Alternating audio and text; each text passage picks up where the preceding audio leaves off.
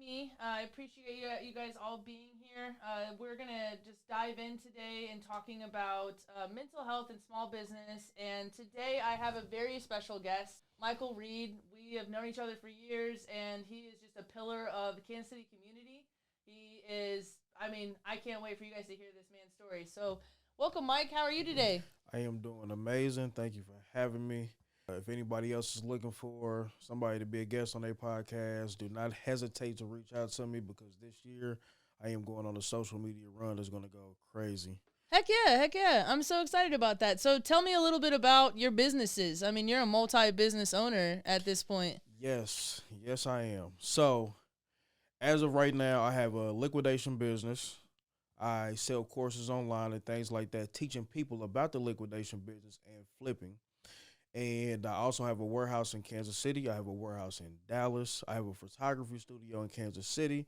And right now, we are in a video podcast space, and I'm in the process of creating my own video podcast space as well. Awesome. That is awesome. And so that's your 2023 goal is to have your own podcast studio up and going? So my goals for 2023 are, let me break it down. Basically, my goals for 2023 is to set up my goals for my next 3 years. Okay.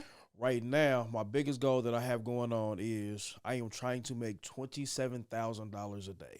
A day. Wow, man, that's a huge goal. That is a huge goal. Knowing you though, that's going to be easy, but no, so listen, right? I set goals that are not easily obtainable. I set goals that when you first set it, you have absolutely no idea like how the fuck am I going to reach this goal, right?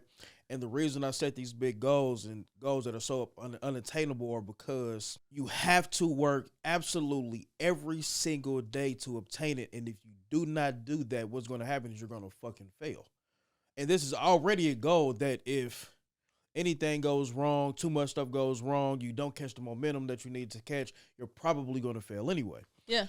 And the reason I set these big goals is because no matter what happens, in the grand scheme of things, you're going to be a success. So if I set a goal, and in 2023, 2024, and 2025 is when the goal is supposed to be accomplished, right? Okay, so you're giving yourself a good amount of time, like a healthy amount of to reach that goal. Yes. Okay. And so what's happening is at the end of 2025, the day we go into 2026, every day forward for the rest of my life, I should be making at least $27,400 a day, which reaches out to be $10 million in sales a year.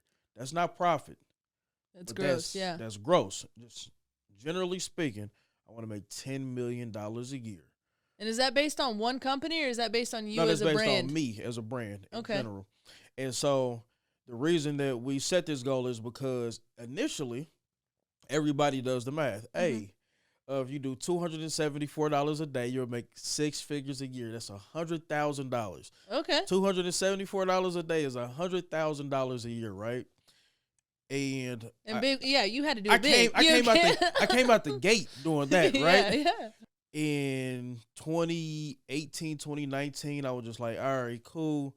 I need to make $2,500 a week, and that's profit. Yeah. That's to bring home. I want to bring home $2,500 a week. That's $10,000 a month, $120,000 a year. Not do $120,000 a year. I need to bring home $120,000 a year. And I was just like, why does that feel small? I feel like I've done this already. And so I'm just like, well, let's just run it up. And I remember thinking like, well, I don't want to bring home $100,000. Yeah. You're like, yeah, I want $100,000.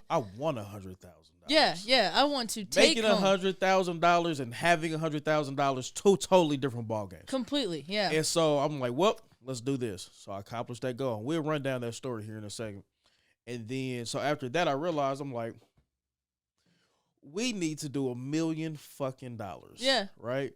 And so $1 million is $2,700 a day. And so 2021, you hit that. Yeah, we did $1.6 million. And you hit that, I feel like, wasn't that by April? 6 months. Yeah, I was going to say April or May, months. You had it in there. Yeah. And so we did $1 million in 6 months. Then a year slowed down. Then we ended up doing like $1.6 million and some change, almost 1.7. So I was on a fucking run initially, like going crazy. And so right after that run, it slowed down. But like in the next 6 months, we made like $700,000. I know. Isn't the worst. No, Yeah, which is absolutely. not the worst. You know, It's not the think worst. about making So we, $700,000. so we did $1.7 million, Mm-hmm. right? So I'm just like, I figured if I set this goal and to do $1 million, and I failed this goal, and we did 600, 700, $800,000, there's still success in your failure. Yeah. Because who's gonna turn their nose up? No, we did $800,000. Right. Motherfucker, you ain't never. You know what I'm saying? Like, don't come to me like that. I'm already gonna beat myself up for not hitting the goal, but Right. there's still success in the failure of that, trying to go after that goal, so it's okay, right? Yeah. So I'll sit down, I'll readjust, I'll look it over. So I feel like you could live with that amount of failure. I can live with that failure. Yeah. I don't like it. Right. No, But I know let's you. not get it fucked up. I do not like it. But if I have to live with something, that's the thing to live with. I guess I can live with that, right? And then we hit the goal, though, like I said, and we did $1.7 million. And I'm just like, oh, shit. So apparently, I don't know what the fuck I'm talking about, because I was trying to hit $1 million. Mm-hmm. Damn, it doubled it on my first try. Yeah. You know what I mean? Yeah. That's that manifestation. You know, you set yourself up, you put a goal in place, and then you didn't stop till you got there. And I didn't stop when I got there neither. Yeah, and yeah, exactly. You know didn't what say, "Oh, I've made my goal. I'm done now." It's time to go fucking crazy now. Yeah. Right? And so now what's happening is I'm like, well, that's not a big enough goal anymore. Apparently, I don't know what the fuck I'm talking about. Apparently, I have no idea what my limitations are. Yeah. Because I set a goal for $1 million and then I just blew that mug out the water. Yeah. So I'm like, okay, well, No, if it's that's go the big or case, go home. Yeah. it's always go big or go home. And I got a nice house, but I don't want to go home. Okay. Yeah. So my thing is like, well, what's gonna be ridiculous? How about $10 million? You know how many times I've done $10 million? Never. I've never done it. But I'm just like, well, shit, maybe I can, because if I set a goal to do $1 million, Mm-hmm. my first goal was to have 100,000 by September 25th, 2020, because first day of fall. Yeah. I wanted it first day of fall. I wanted $100,000 first day of fall, September 25th. I didn't get it. I failed, but I had 80 grand. Yeah. So you were at that close. I was running it. Well, and that wasn't even the end of the year. That September mark was in your head, right? Yeah, I don't care about the end of the year. Yeah. It was January 1st. I set it for September. No, I lied. I set it for September 22nd. Oh, okay. Because that was the first day of fall. The September, solstice, yep. Yep, September 22nd is the first day of fall. And I was like, hey, I want $100,000 by the first day of fall. Remember, up until 2020, I've never had $100,000. Right. I've made $100,000 a year before, but having $100,000 and making $100,000, like I said, is just way different. Right. And so I went after this, and then September 22nd, I am going around the house, and I'm slamming shit. I'm going off, telling my girlfriend we only eating fucking noodles.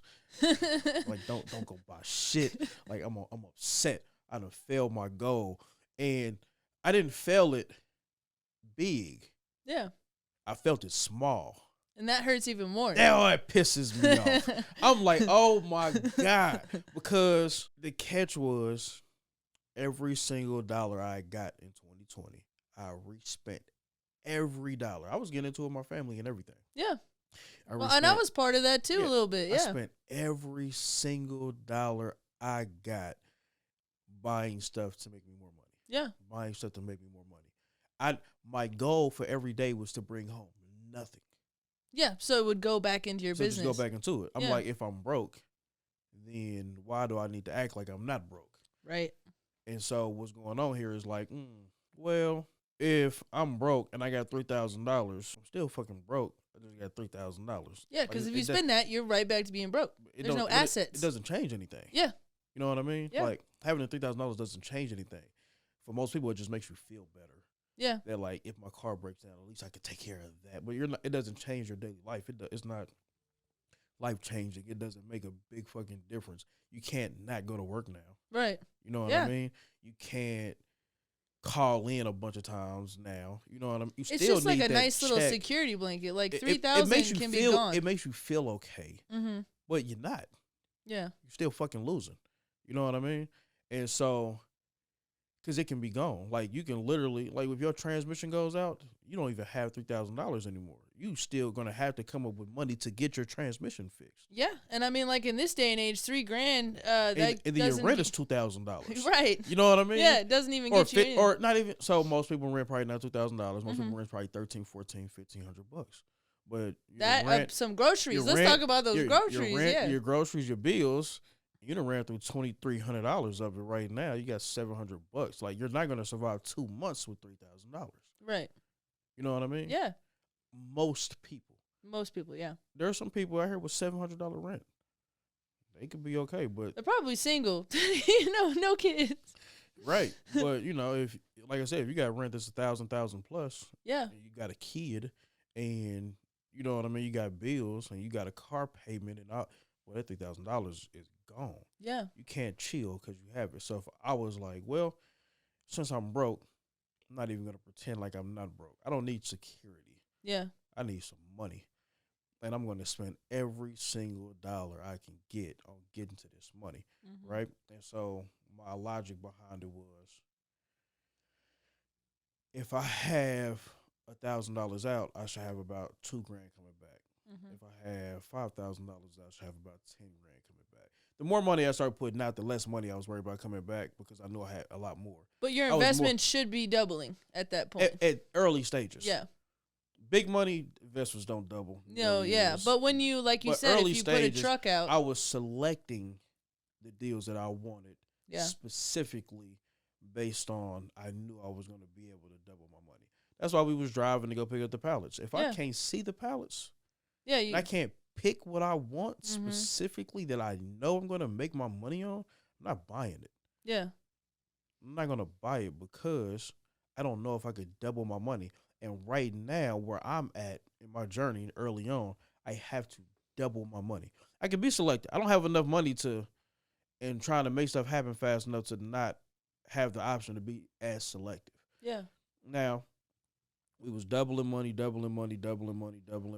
was making money every single day. I got to the point where I was making $300, $400, $500 a day, $500, $600, $700 a day. $700, $800, $900 a day, $1,000, $1,200, $1,500 a day. Then we start making a couple $1,000s a day, right? I'm just like, okay, now we on. And then it's just like, well, I don't think I have to double my money anymore. And so we should start getting stuff. And I didn't double my money. I found a really good deal, and I think I was making like 33, 35% of my money, but I was spending like $20,000, $30,000 a week. Yeah. Like, okay. So if I can make 30% of 30,000, I just made 10,000 this week. Yeah. And I was having great months where I was making like 40,000, 50,000. But then I had some regular months where I was making like 18. But either way it goes, it's freaking crazy here. Right. I mean, for a typical person to hear like you made 18 racks in a month, which again, you kind of already expressed like that's gross. The people got to come out of that. Things got to come out of that. Yeah. I mean, but when you're playing with big money like that, people only hear the big number. They only 18, hear the big number. 1,000. And you're like, no, I got 5 guys, 2. Like I've got these inner workings of my company. But and so like I said, we running it up, and so like these are profits before expenses. Still. Yep. So we didn't make 18,000 this month. We made 40. 18,000 was profit before I paid my people. So I still got to pay my people. Yeah. Out of the 18,000, but you know what I mean. But I still got to walk away with quite a bit of it. You know right. what I mean? Yeah. Those days, then some months we had 40. My expenses didn't go up. Just was more money. I was having really good months. And then so, like I said, what was going on here was I had that going on. Then I had like the liquidation in the palace and selling the stuff, the auctions. Yep. We was running the auctions crazy. We was running 2 or 3 a week. Yeah. Yeah. And we was running the auctions crazy. And so that's just what it was early on. Spend every single dollar. Spend every single dollar. Every single time I get a dollar, spend it. If something happens, I can just make the money. Yeah. I remember my truck broke down, and it was $1,400. Might have been $1,800. I don't freaking know. I can't remember now. But what happened was my daddy was like, why don't you have the money to pay for it right now? Mm-hmm. So I spent it. Why aren't you, you're making all this money, why aren't you saving any money? Because I don't need to save money. Mm-hmm. Because I don't give a fuck what happens, I can make it. Mm-hmm. And so that's a difference in philosophy. Well, when you get in that mindset of you can print money, it's like, time to go. Yeah. You know what I mean? Yeah. I sent out a text message, I'm going to make $10,000 today. Mm-hmm. You know what I mean? Yeah. If anything like this. And so what's going on now is like, what is normal for most people and what I'm doing is combative amongst the world. Like it doesn't make sense. It doesn't mix. Well, they were and I do not totally suggest different. it to everybody neither. Yeah. Living with absolutely every single thing on the line all the time is not for everybody. Trust me. I'm built different because I've never had a job before. I am 34 years old. I just turned 34 years old last week. A week ago today, I turned 34. I have 29 years of sales experience at 34 years old. I come from it. I am with it. Well, and that leads me to, like you said, you come from a whole family of entrepreneurs. How did they set you up for, the person? Do you have any advice, or if you're other people are wanting to get into that mindset of getting that money every single day, how do you think that your parents and your family like set you up to just believe in yourself this hard? So apparently I'm different. I was always different than everybody else, just from the jump. I believe that. Yeah. So I remember when I was like in elementary school and in kindergarten and through like 5th grade, I hated the other kids. I hated them. I hated them. You couldn't understand why they were the way they were. Why were they so naive? Why were their feelings hurt over such petty things? Like, why were you always crying? How could you whine about crayons or a coloring book? Why do you like Sesame Street? I hated everything. I hated all of it. I would not redo my childhood. If everybody be like, oh, I wish I can, I hated it. I would not redo childhood for myself whatsoever. None of it. None of it? None of it. I hated it all. Terrible way to live. Like why? I'm genuinely happy now. That's good. That's good. As an adult, like I run this shit. I make everything happen. Like all the weight on your shoulders. I don't have that. I just take everything in stride. I love everything about being who I am right now. And what did it take to get you to that point? Okay, so you know how everybody gives everybody the benefit of the doubt? Yeah. You know how you feel something is a little off, something is a little wrong, but you're like, nah. You can force yourself to believe, what their truth is, even though it's not the truth. Right. I never had it.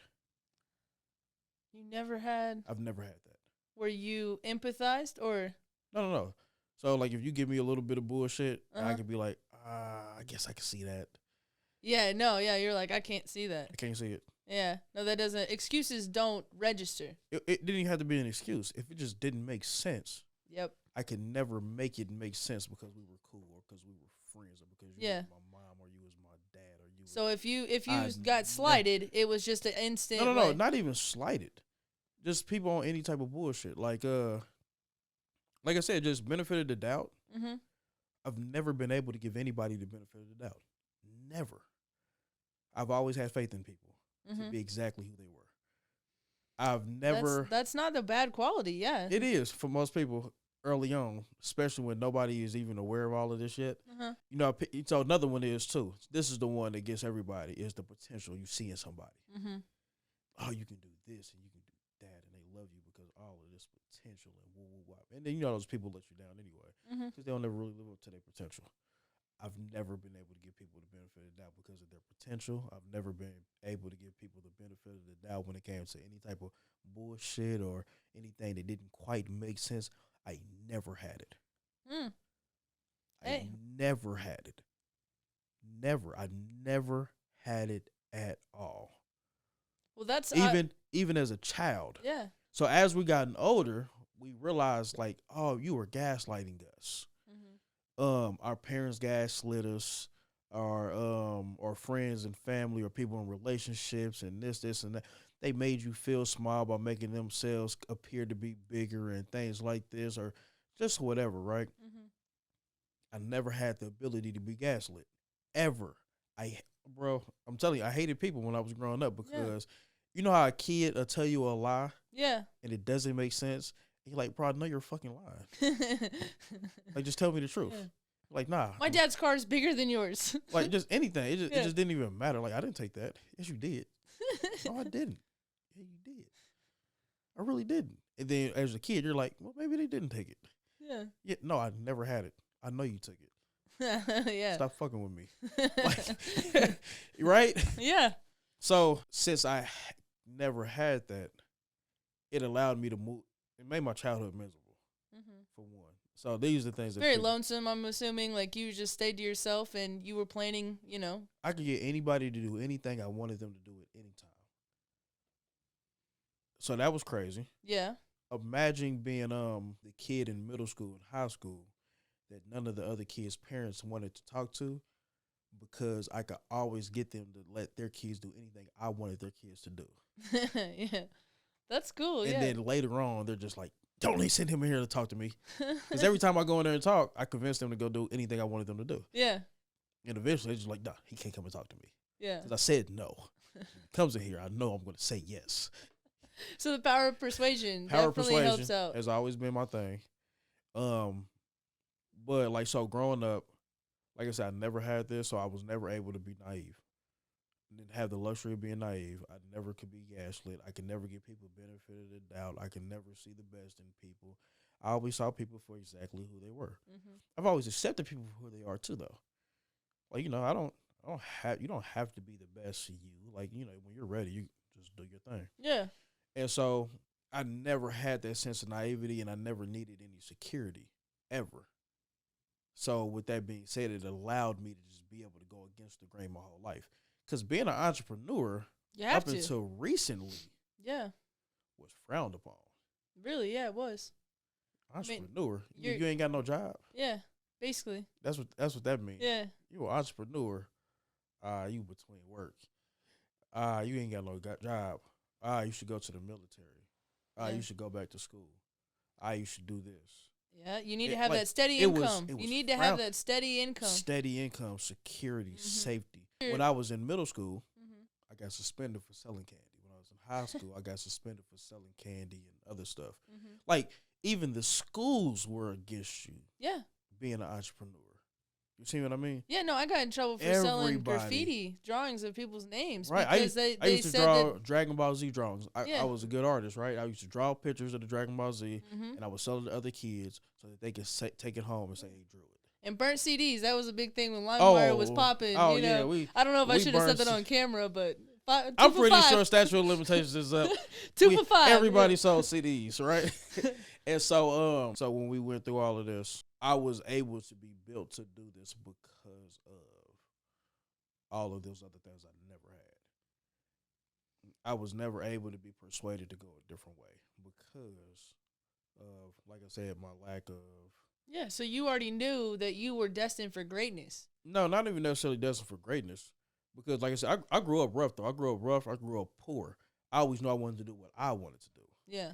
I couldn't be persuaded to go against what I wanted to go against, right?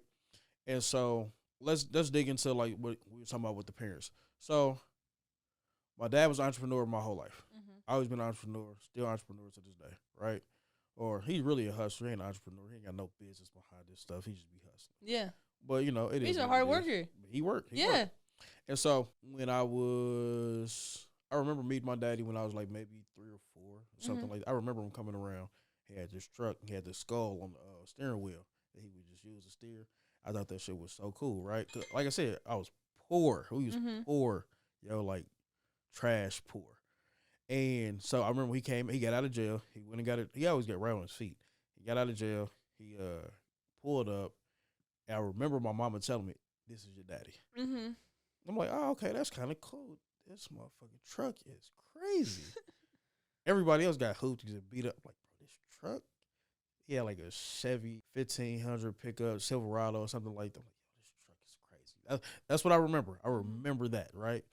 And then he was gone. I don't remember what happened a while after that. Probably was going to get his business together.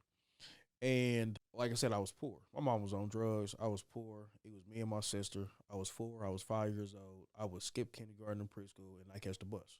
I know I was supposed to catch the bus, and when I'm going to go off, I go catch the bus. But if I did that, my sister would be at home by herself. Mm-hmm. And so I would just skip school. I run up to Blue Valley Market. I would steal food, and then I would just take it back home, and then we just eat, and we'd be outside, and we'd play unless it was cold. You know what I mean? So Yeah. things like this. And then I remember we got taken away because of an incident where it almost cost us our life. This is my first real memory. My first real memory was an attempt on my life.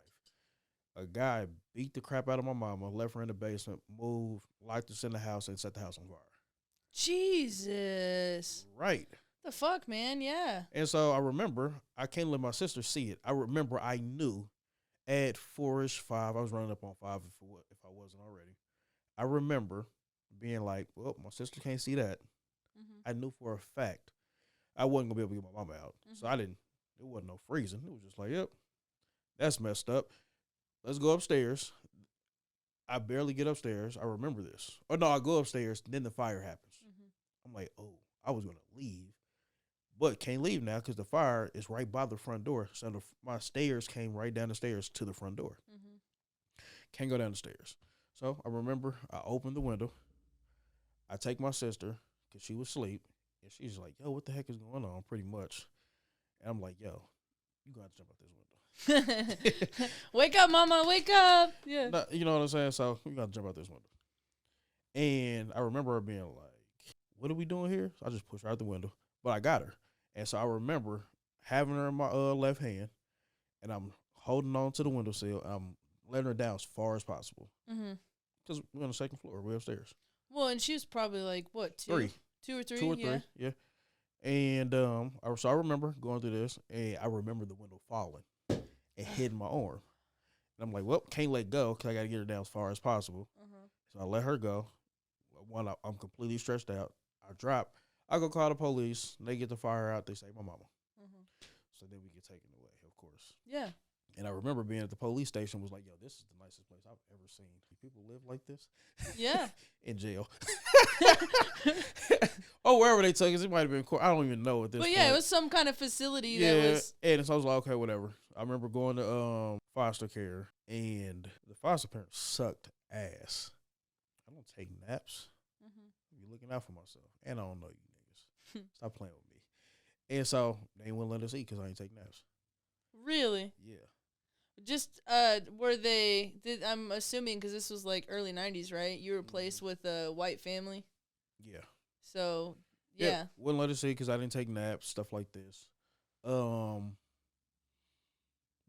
community. I mean, they didn't like beat us or nothing like that. Right. So, you don't have to worry about that part. But they were nice. I was combative. Mm-hmm. I'm sure you were, yeah. Off the flip. Because I was already 20 years old. Yeah, and a 5-year-old body. Yeah. Yeah. I'm like, I'm not going to take a nap to eat. That's stupid. Mm-hmm. They're just like, you're going to take this fucking nap. Yeah, they're trying to put reins on you. I'm just like, I can go in there and lay down. I'm not going to sleep. I'm not tired. I don't fall asleep. I don't even know this place. I'm not going to fall asleep. You're going to fall asleep, and you can eat after you get up. I remember this, right? And then, so I didn't eat. I remember I didn't eat for like 2 days because I don't even remember what happened. I just didn't eat for 2 days until I went to school. I do remember that.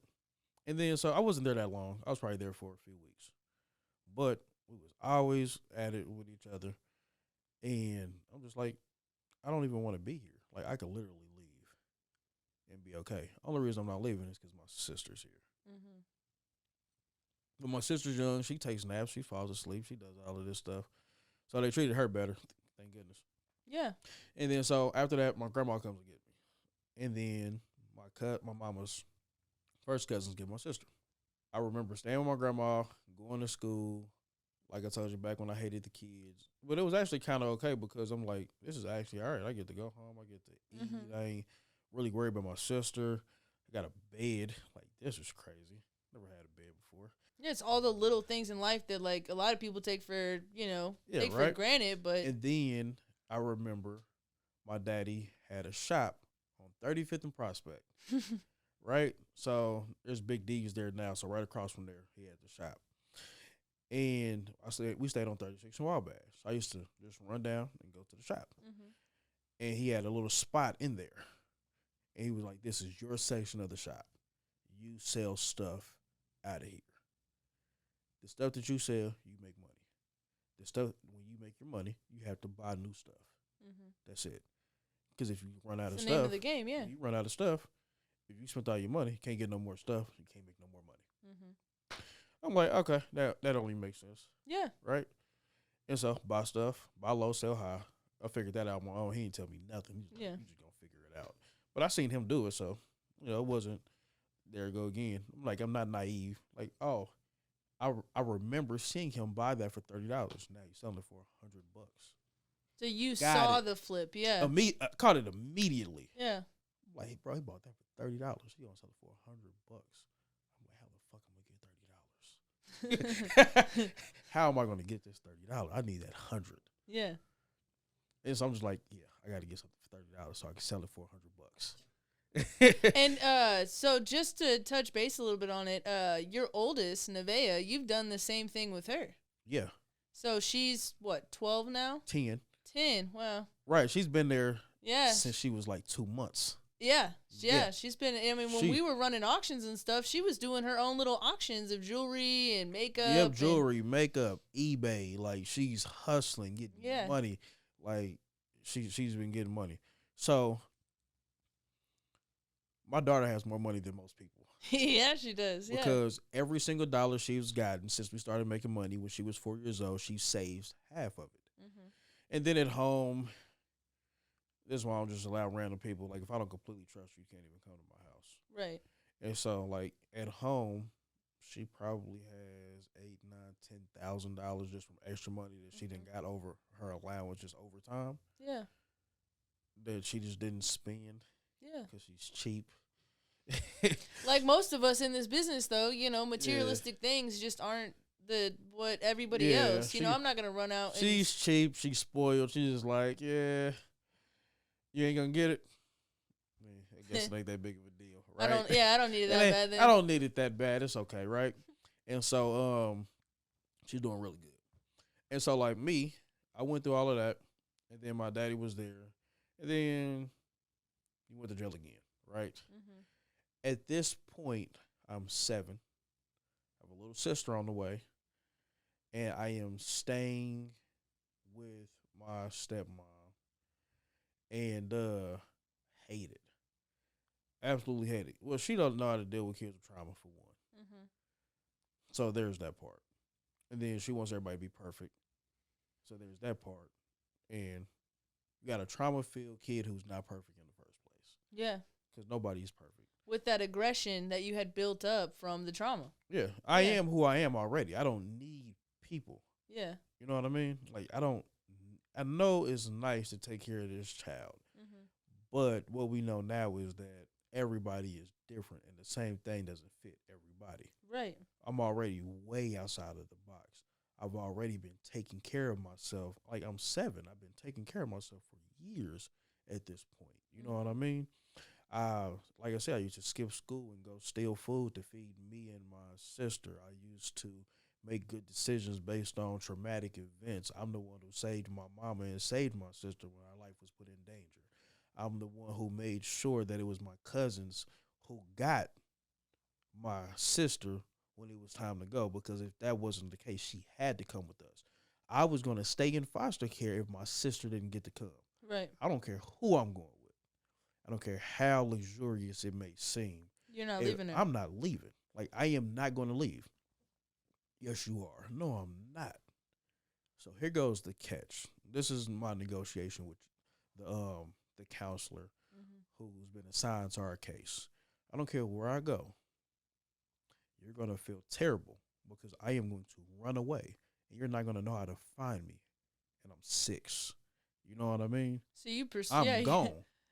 If my sister doesn't go to a place that I feel is safe with people that I know love her, if she can't come with me, then I don't leave. Mm-hmm. You're going to go with your grandparents. I'm not going to go with anybody if my sister does not go to a safe place. Well, what you going to do? I'll run away. And the difference between me and all those other little bratty ass kids is I know how to survive on the streets. Yeah. I know how to take care of myself. I know how to steal for food. I know how to live in uncomfortable conditions. Yeah. I'll never go back to that bitch ass foster home. I'll never go back to my grandma's house. I'm not the same as everybody else you placed there. I don't need nobody to feed me. I know how to feed myself. I know how to make money. I have good enough decision making skills Yeah. to survive on my street long enough for you to worry. Yeah. I'm not going to be gone 8 hours. I'll be gone 8 weeks. And I remember this. And it was just like, well, fuck, okay. Because they didn't even reach out to my mama's side of the family. And they don't know who her daddy is neither. Yeah. And I was just like, yo, so where's she going? And they didn't have no answers. And they didn't reach out to nobody. They knew my family. Mm-hmm. Well, that's not going to work for me. I remember negotiating that when I was 6. Yeah. Because I'm not going to just leave my sister somewhere crazy. That's crazy. I can't do that. That's crazy. Well, and it's really sad. Like, so, you know, we've talked about this. My parents were foster parents. Mm-hmm. And it's really sad because you're a number in the system to them. You know, they would drop kids off. And then, you know, 2 or 3 weeks later, my mom would call and be like, hey, you know, like, this was supposed to be immediate play. Oh, we forgot he was there. He was even there. Yeah. Kind of situation. Like, so you don't, if you had lost track of your sister, who knows where she had gone. Exactly. Yeah. And so I made sure she was placed with family, and then I was placed with family, and then that was okay. Yeah. I also knew, too, even back then, that in my situation, the caseworker cared more about the kids than the foster parents. Right. In this situation. So I used that as my negotiation skill because you knew that they cared. I knew you care. I know you care. Yeah. I could tell. You acting all sad. You're taking me away from my mama. I don't even see my mama. I don't care about that. Mm-hmm. You know what I mean? Yeah. But I feel you. You know what I'm saying? But since I know you care and I know you're emotional about this, I know you'll try to take care of us to the best of your ability. And I'll use that. See, they're going to manipulation. Yeah. Or persuasion. Mirroring. Yeah. So you would mirror their emotions so I could use that to get what I need done myself.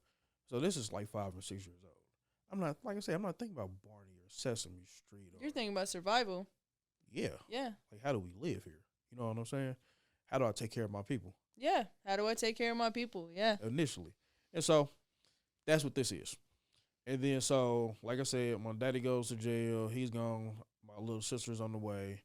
I'm with my stepmother. She wants everybody to be perfect. She wants, you know what I'm saying? So we clashed a lot.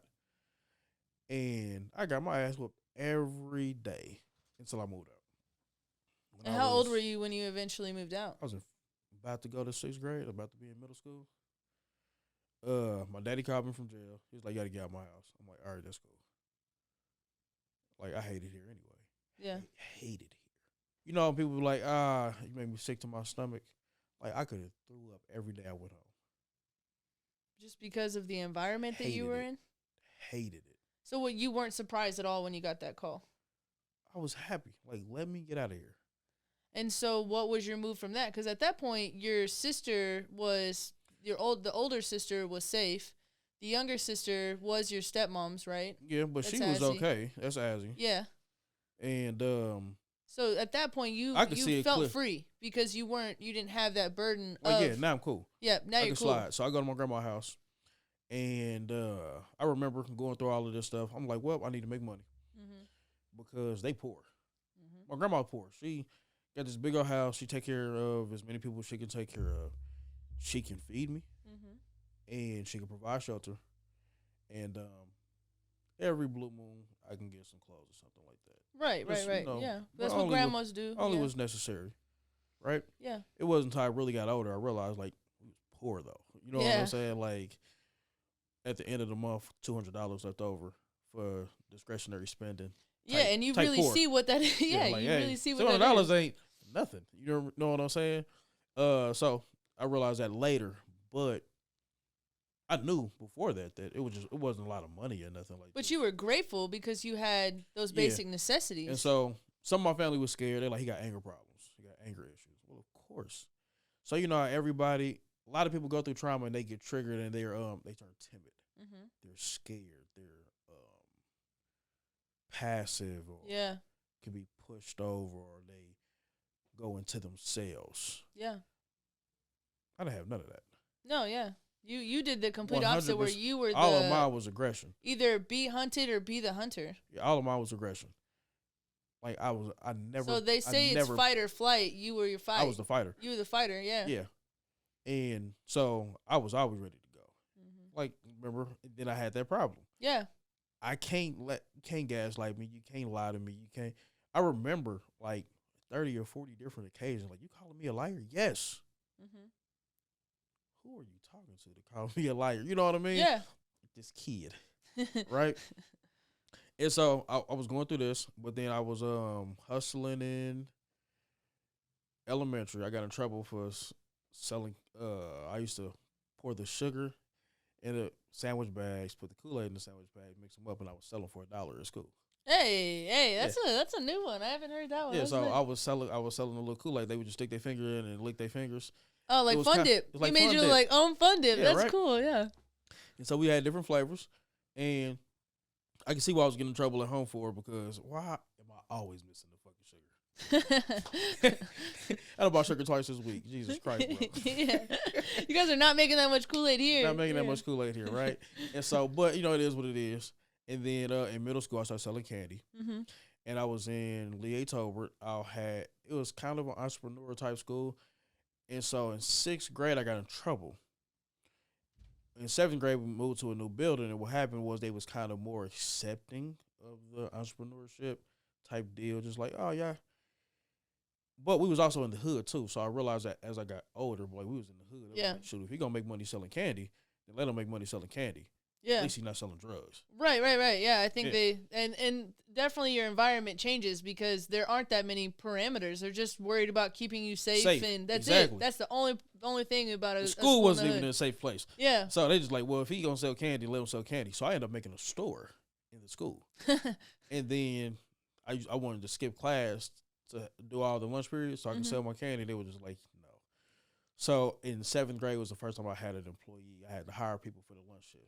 I was like, okay, whatever. But, so I had to hire people for the lunch shifts. I paid them like $15 a week a piece. Child labor was terrible at that point. Nah, not really, though, because it was like they was making great money, matter of fact, now I think about it, because lunch shifts was 30 minutes. Yeah. They was so making, $15 for $30 an hour. All you had to do is sit there and hand out the candy. Yeah, man, you know what I'm saying?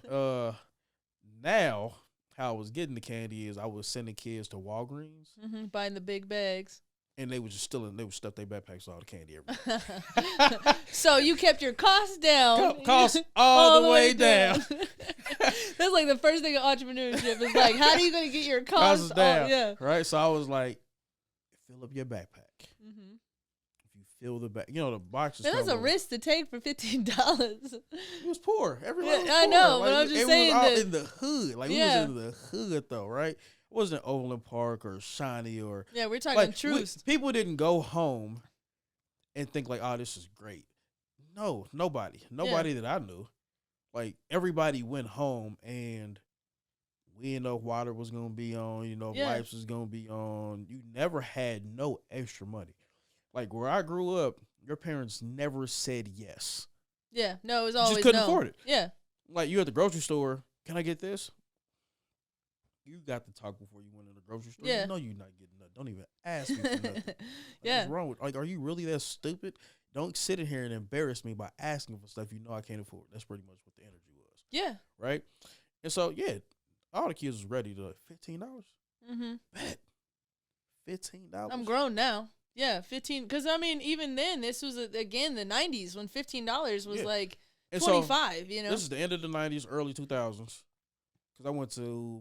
So this is 2000, 2001, 2002. I went to high school in 2003, right? So this is early 2000s, the very beginning. I remember, because in 2001 is when the attack on the Twin Towers happened, and we was in our media arts class, something like this. Yeah. Right?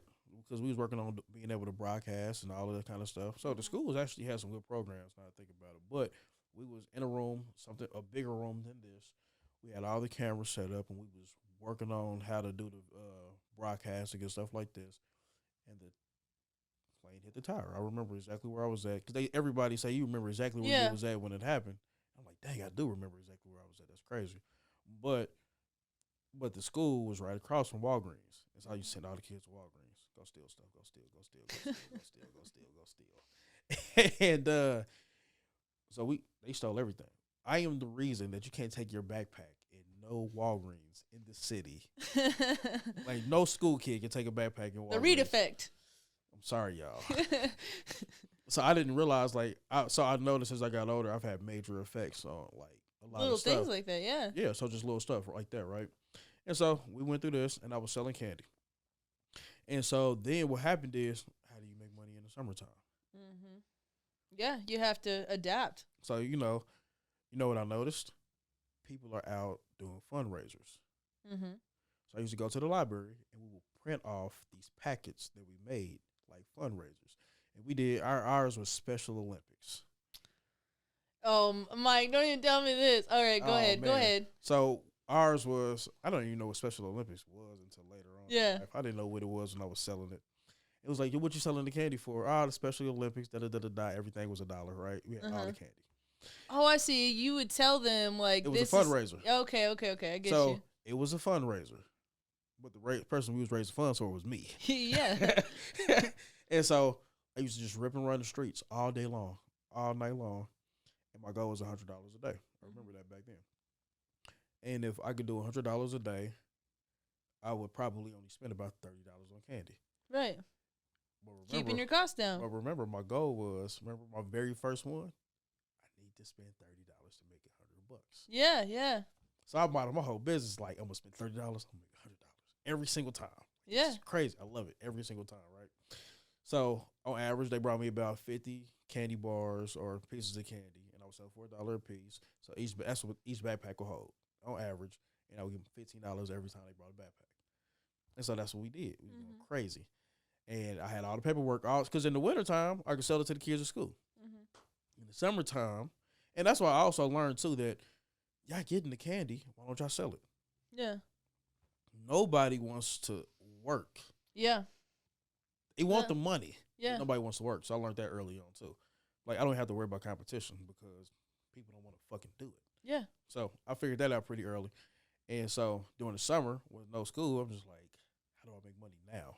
This is when I need the money. This is when I need the shoes. This is when I want to go to the movies. This is when I get to go to Crown Center. This is when I get to go to Skate Land to fight.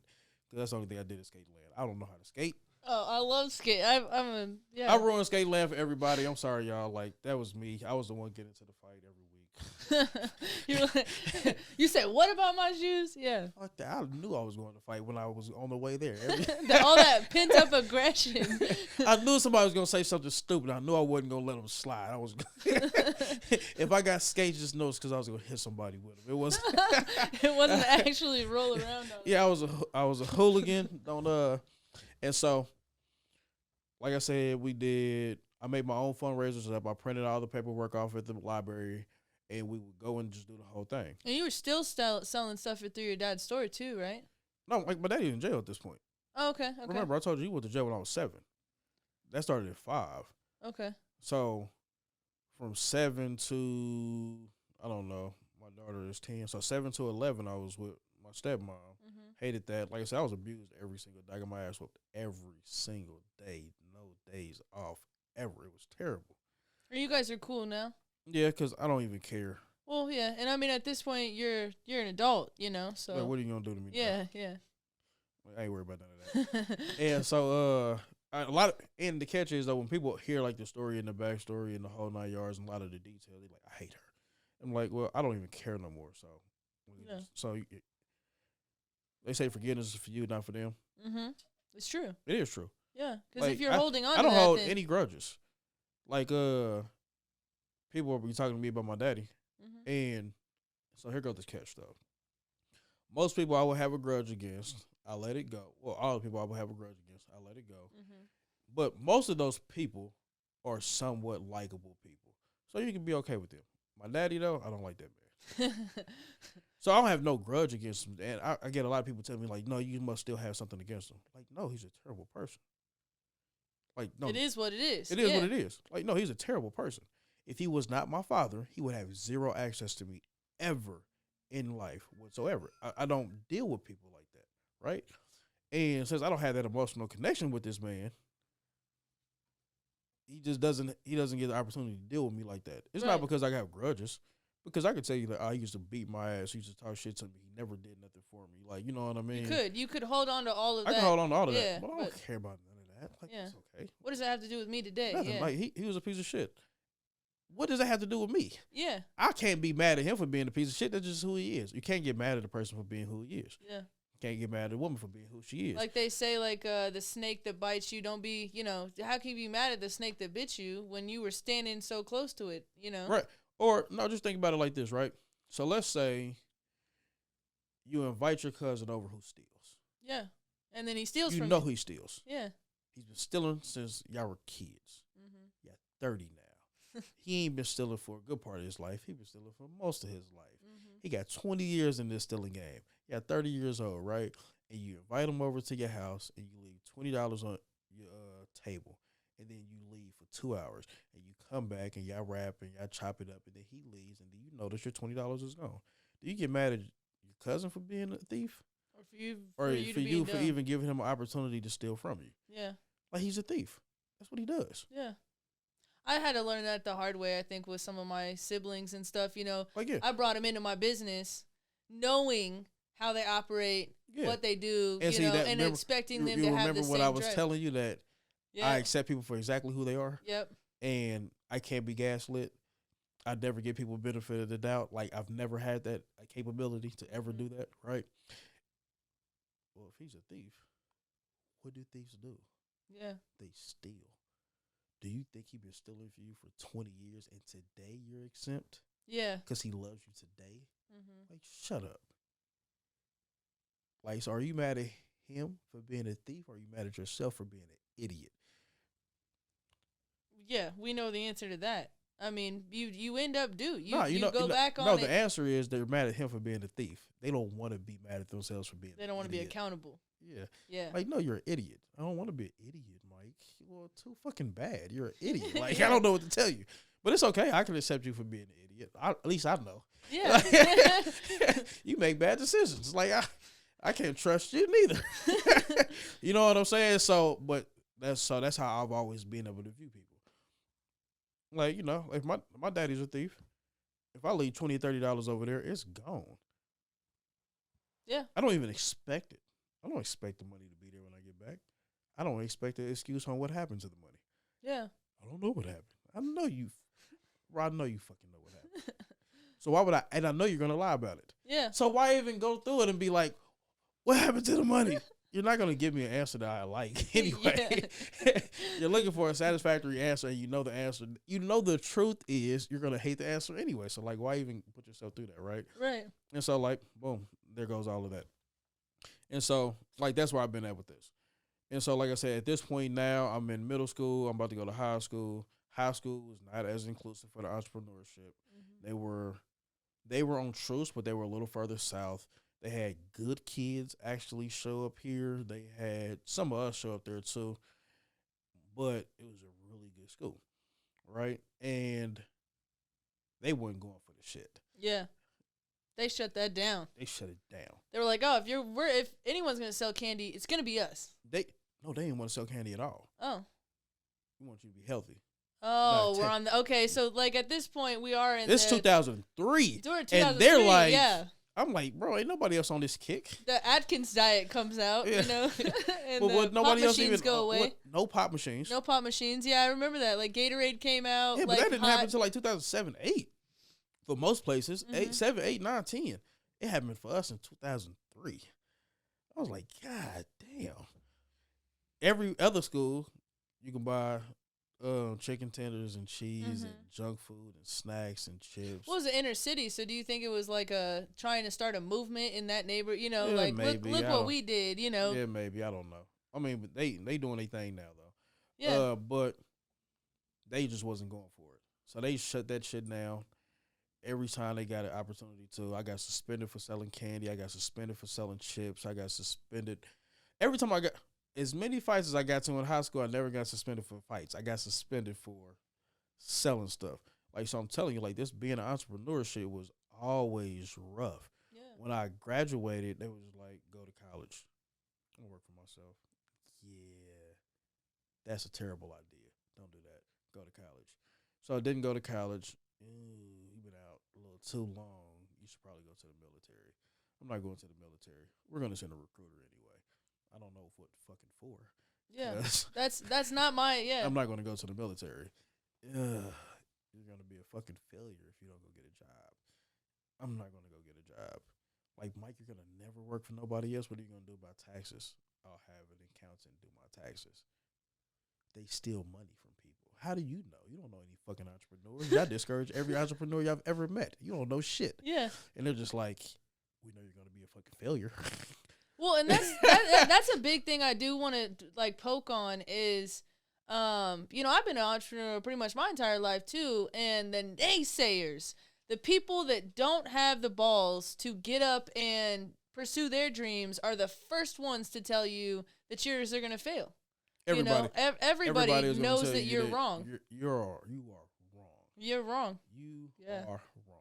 Not sometimes, not part of the time, all the fucking time. You are wrong. You don't know what the fuck you're talking about, and you're gonna fucking fail. You are wrong. And that was it. And so let me tell you, from like 7, 8 years old, all the way until I got my shop in 2010, and I was like 21. And then even a few years after that, 22, 23, 24, 25. I was 25 in like maybe 2013 or something like that, right? Everybody was like, bro, you're fucked up. You need to stop. You need to go to work. You need to go back to school. You need to go to the military. I'm like, I'm 25. I've never had a job thus far. I've been taking care of myself since like 100% taking care of myself, having my own place to stay, covering my own rent, covering my own bills, covering all of my own clothes, all of my own shoes. Since I was 14, so what is the I'm 11 problem? years into the game, and y'all still telling me that you're going to be a fucking failure. Yeah. Like, they're on my, everybody. I mean, everybody, right? There's no exceptions. Yeah. Nobody has faith in this. This shit is not, being an entrepreneur, you have to have was your own. not cool into the last couple of years. Right. When people could show you how cool it was on to be Reels an entrepreneur. and TikToks and stuff like that. So when Instagram started really dropping and people start really running up their accounts, 20,000, 30,000, 40,000, 50,000 followers at a time, that's when it's just like, oh my God, that shit looks so good. Yeah. That looks so good. The financial freedom, people. That's what looks good. Yeah. But like, what about the 20 years of discouragement? Right. That everybody gave you. You know what I mean? Yeah. Like, that shit was not cool. But that's what they did to us, right? So being an entrepreneur was not cool up until just a few years ago. Well, then even a few years ago, I know that you know, you've had more than one business, right? Oh, bro, before all these successful ones, but you know, when your business shut down, and I could be wrong about the dates, but when did your whole thing caught on fire at one point? And you had to completely start from scratch. And I'm sure there was fucking naysayers at that point. Oh, man. Okay, so let's run down the whole sequence of events from like 2017 all the way up until today. Okay. All right, so 2017, I got a CD shop. 2017, 18, 19, I got a CD shop. If you wanted your CDs duplicated, you come to me. So it was me or Disc Makers. Disc Makers is in California, and they just put together everybody's projects. They could be cheaper sometimes. Well, none of us really that cheap, but they could be cheaper sometimes, right? And then sometimes I could be cheaper. It just kind of depended on what you wanted. Yeah. Also, too, they were more professional than me, too, though. Okay. So sometimes I could be even cheaper depending on how professional you wanted it. Yeah. But since they were more professional, they had machines. They could get the job done cheaper than I could get it done because they were on a larger scale. Right. But to me, in this region, that was my only competition. They weren't in this region. They were national, but that was... You could do it. You could pick up from my store, vice somebody. Exactly. So Yeah. locally, there was no competition whatsoever, right? And so you'd be surprised how many people go on 10, 15, 20 city tours that you have never heard of. You'd be surprised at the amount of Yeah. people. I Like, mean, we have so much art and music here in Kansas City. yes. And I have always been. I mean, I grew up in Wyandotte, where the wax room is right there. Yeah, right there. So Yeah. it's like if you're from the heart of the city, then you have seen some of these Rich the Factor that people they don't know. Yeah. I mean, the Bay Area kind of knows of that's sort of the same Yeah. thing, but I'm not even talking about that level. I'm talking about just nobody. like nobody's. Yeah. Yeah, like, so just imagine if he was just like, hey, I'm a rapper. And then, oh, really? Yeah, you said I'm about to go on a 20 city tour tomorrow. Who are you? Yeah. What do you mean you're on a 20 city what's your name again? Like, I don't even know who you are at all. Mm-hmm. Like, you go on their Instagram and they got like 37 followers. Yeah. And they're going on a 20 city tour. Like, you'd be surprised how many people like that. That's what I mean. Oh, wow. Yeah. So, like, Rich put the work in already. Right. Yeah. No, he's already Years Rich the and Factor. years, Yeah. Yeah. You know what I'm saying? And so He's stuff got like 20 that. years in the game. Yeah. And so, like, no, I'm not talking about them. I'm talking about the guy who's walking down the street that you see Mr. walking Independent. on. Yeah. He going on 20 city tours. He done been to 60 cities this year. Wow. Going on tour. Like, that's what I'm talking about. Like, it's crazy, right? And so, I started that in 2010. I was making 6 figures a year. When it was really rolling, it was going crazy. And really good years, I'd make still low 6 figures, but like we talking like $150,000 to $180,000 a year. Mm-hmm. And then on bad years, we talking like $120,000 a year or something like that. But always $100,000 a year. Mm-hmm. I came out the gate doing 6 figures, right? And so I was doing mass production of disc for every artist in the Kansas City. I was doing mass production of disc for a lot of artists out of town. Mm-hmm. And then I went and got, not to name no names, because a lot of them not even around anymore, contracts with a lot of record labels. Every one of your artists used me to duplicate their disc, Mm-hmm. right? So I went out and obtained business like this. And so what I was doing was I would get disc for 16 cents a piece, right? Yeah. Or Keeping cheaper, that cost down. or Yeah. cheaper, right? And then I would print on these discs, and on average, it cost me like 8 cents to print on them. Mm-hmm. Oh, the disc that you had to print on. So the disc that you had to print on were more like 22 cents or something like that. But then I would print on them, cost 8 cents. I'd be 30 cents in, and then you get everything printed up. And so prints were the part that were a little higher. You looking at like 40 cents a disc. Mm-hmm. And so we're running up on like 60 cents a disc. And then you get the cases for all the discs, the jewel cases and stuff like this. And then those are like almost as much as the disc, which is crazy. So like another 22 cents. You're looking at 85 cents a disc. And then you got to put the time in. So 100 discs take us an hour. So then you got to add your hour on top of that. Me, I never work for less than $50 an hour because that would be crazy. Right.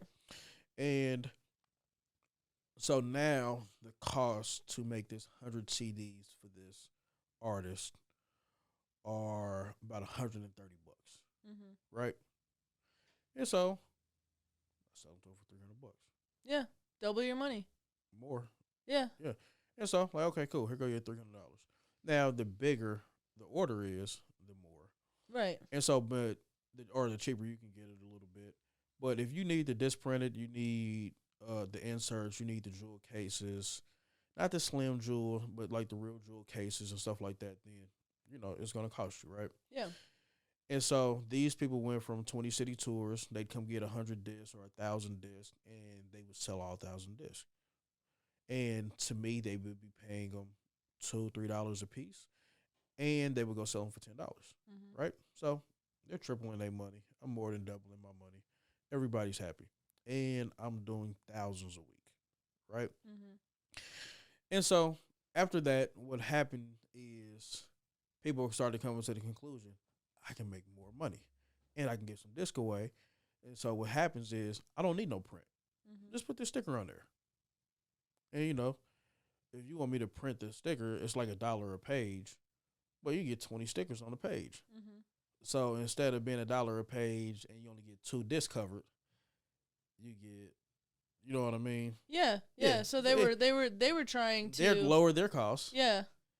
which made my job a lot easier after they decided, because they come and get 500, 1,000 discs. They going on 20 cities. And Yeah. they know their music is fire because they done proven to themselves, and they selling these discs like crazy. Sometimes they don't want to sell them for $10. They figure that it's shit easier to sell them for $5, $6, $7. Yeah. They figure that it's easier to take donations for them and things like this when they at the shows. And so like I was making my money because that's what they were doing. Mm-hmm. But in 2016, what happened? They don't even have CD players in cars no more. Oh, you're right. Yeah. Now it's all Bluetooth, everything, It's streaming. Bluetooth, everything. Yeah. The streaming services is like, we coming for it all. Yeah. Which they was already on your neck anyway. Right. But now it's just obsolete, kind of. Yeah, now it's like, but in 2016, who has 2016 cars? Most people don't. Right. And so, we survived for a few more years. But as you said, the family about to get the tripping again. Yep. And you're right? And so they tripped before the fire. Yeah. And so I had always felt like, so here goes one of the mental struggles now we're talking about. I'm comparing myself to people who are losers. Yeah. In comparison to what I'm trying to do. Yeah. Right. And so 2010 to 2019, I got the CD shop and I'm doing crazy numbers. I'm making 6 figures every year. And you're comparing yourself to everybody else. Who else makes 6 figures? Right. Oh, nobody. Nobody is making 6 figures. Right. Yeah. And so then you're like, well, at that point, I'm like, am I living up to my potential? I'm like, nobody is making 6 figures. I'm balling. Mm-hmm. Right. And to a certain extent, it can be true. Like, people are still trying to make 6 figures today. Yeah. I was making that in 2010. You know what I mean? And so, like, yeah, like, it's a big deal. But all these people were giving you this extra, like, again, these people aren't making 100,000. Yeah, but so they want to give you, advice or just whatever. And so my thing, but no, the catch is, it's not even coming from outside. Now it's coming from inside. It's like, all right, well, do I give this up and go try something else because I got a feeling like I could be doing something more? But then that's when the comparison come in. Everybody else is late on their bills. Everybody else is not making it. Everybody else is just, you know what I mean? Like, yeah, even if you go and get that job. In comparison to everybody else, like, I'm going crazy. Like, this is a good spot. Maybe I shouldn't leave this spot. Even though I'm feeling like I need to get up out of here, maybe I shouldn't leave this spot, right? And so I remember in 2019, I had my first month, I made $6,000. I'm like, oh, no. That's when it's all going to. I'm like, yeah. This shit dead. And then I made like $7,000 the next month. And then I made like $6,700 the next month. And I was just like, this shit is over with. My family go crazy. I'm like, I would rather not make no money for the next 2 years at all. Work for fucking free. Building something, than to sit here and work for $6,000 a month. Yeah. Because you did, so at that point you felt like you had capped out in that market. Well, at this point it's going down. Yeah. So it was on easy mode, right? Yeah. And so, like, in the beginning, I would go out here and I would put in this footwork and I would go and meet these execs. I would go and meet the producers. I would go and meet the artists. And now you've met those goals. Well, not even just met the goals. Like, I did all this work and then it was on easy mode. Then sometimes when business would slow down a little bit more, we would go and do it again. And so what happened in late 2018, or the end of the last half of 2018, remember, you ain't got no CD players in cars. That's where most people listen to their CDs at. Yeah. Right? That's true, and yeah. You got Spotify. I can't remember when Apple Music came out. Pandora was a big thing. Pandora was always a big thing. So they was hitting you. Spotify was hitting you. Tidal was making they move. Apple Music was making they move. Everybody getting exclusives. It's $10 a month. All the other small artists is doing their thing. That Piff that came out with a real app where you can really listen to music on your phone. Everybody is dropping the CDs on that Piff anyway. Yeah. So it's like, wait a minute, everything is changing, right? So you felt that shift. The shift, I already felt the shift back in 2016, but in 2018, I'm like, I held on to this too long, and so like I'm going hard. Like now, I'm working hard to make $10,000, $11,000 a month. When for years I was just like, I can work regular hours and make 18,000 a month, right?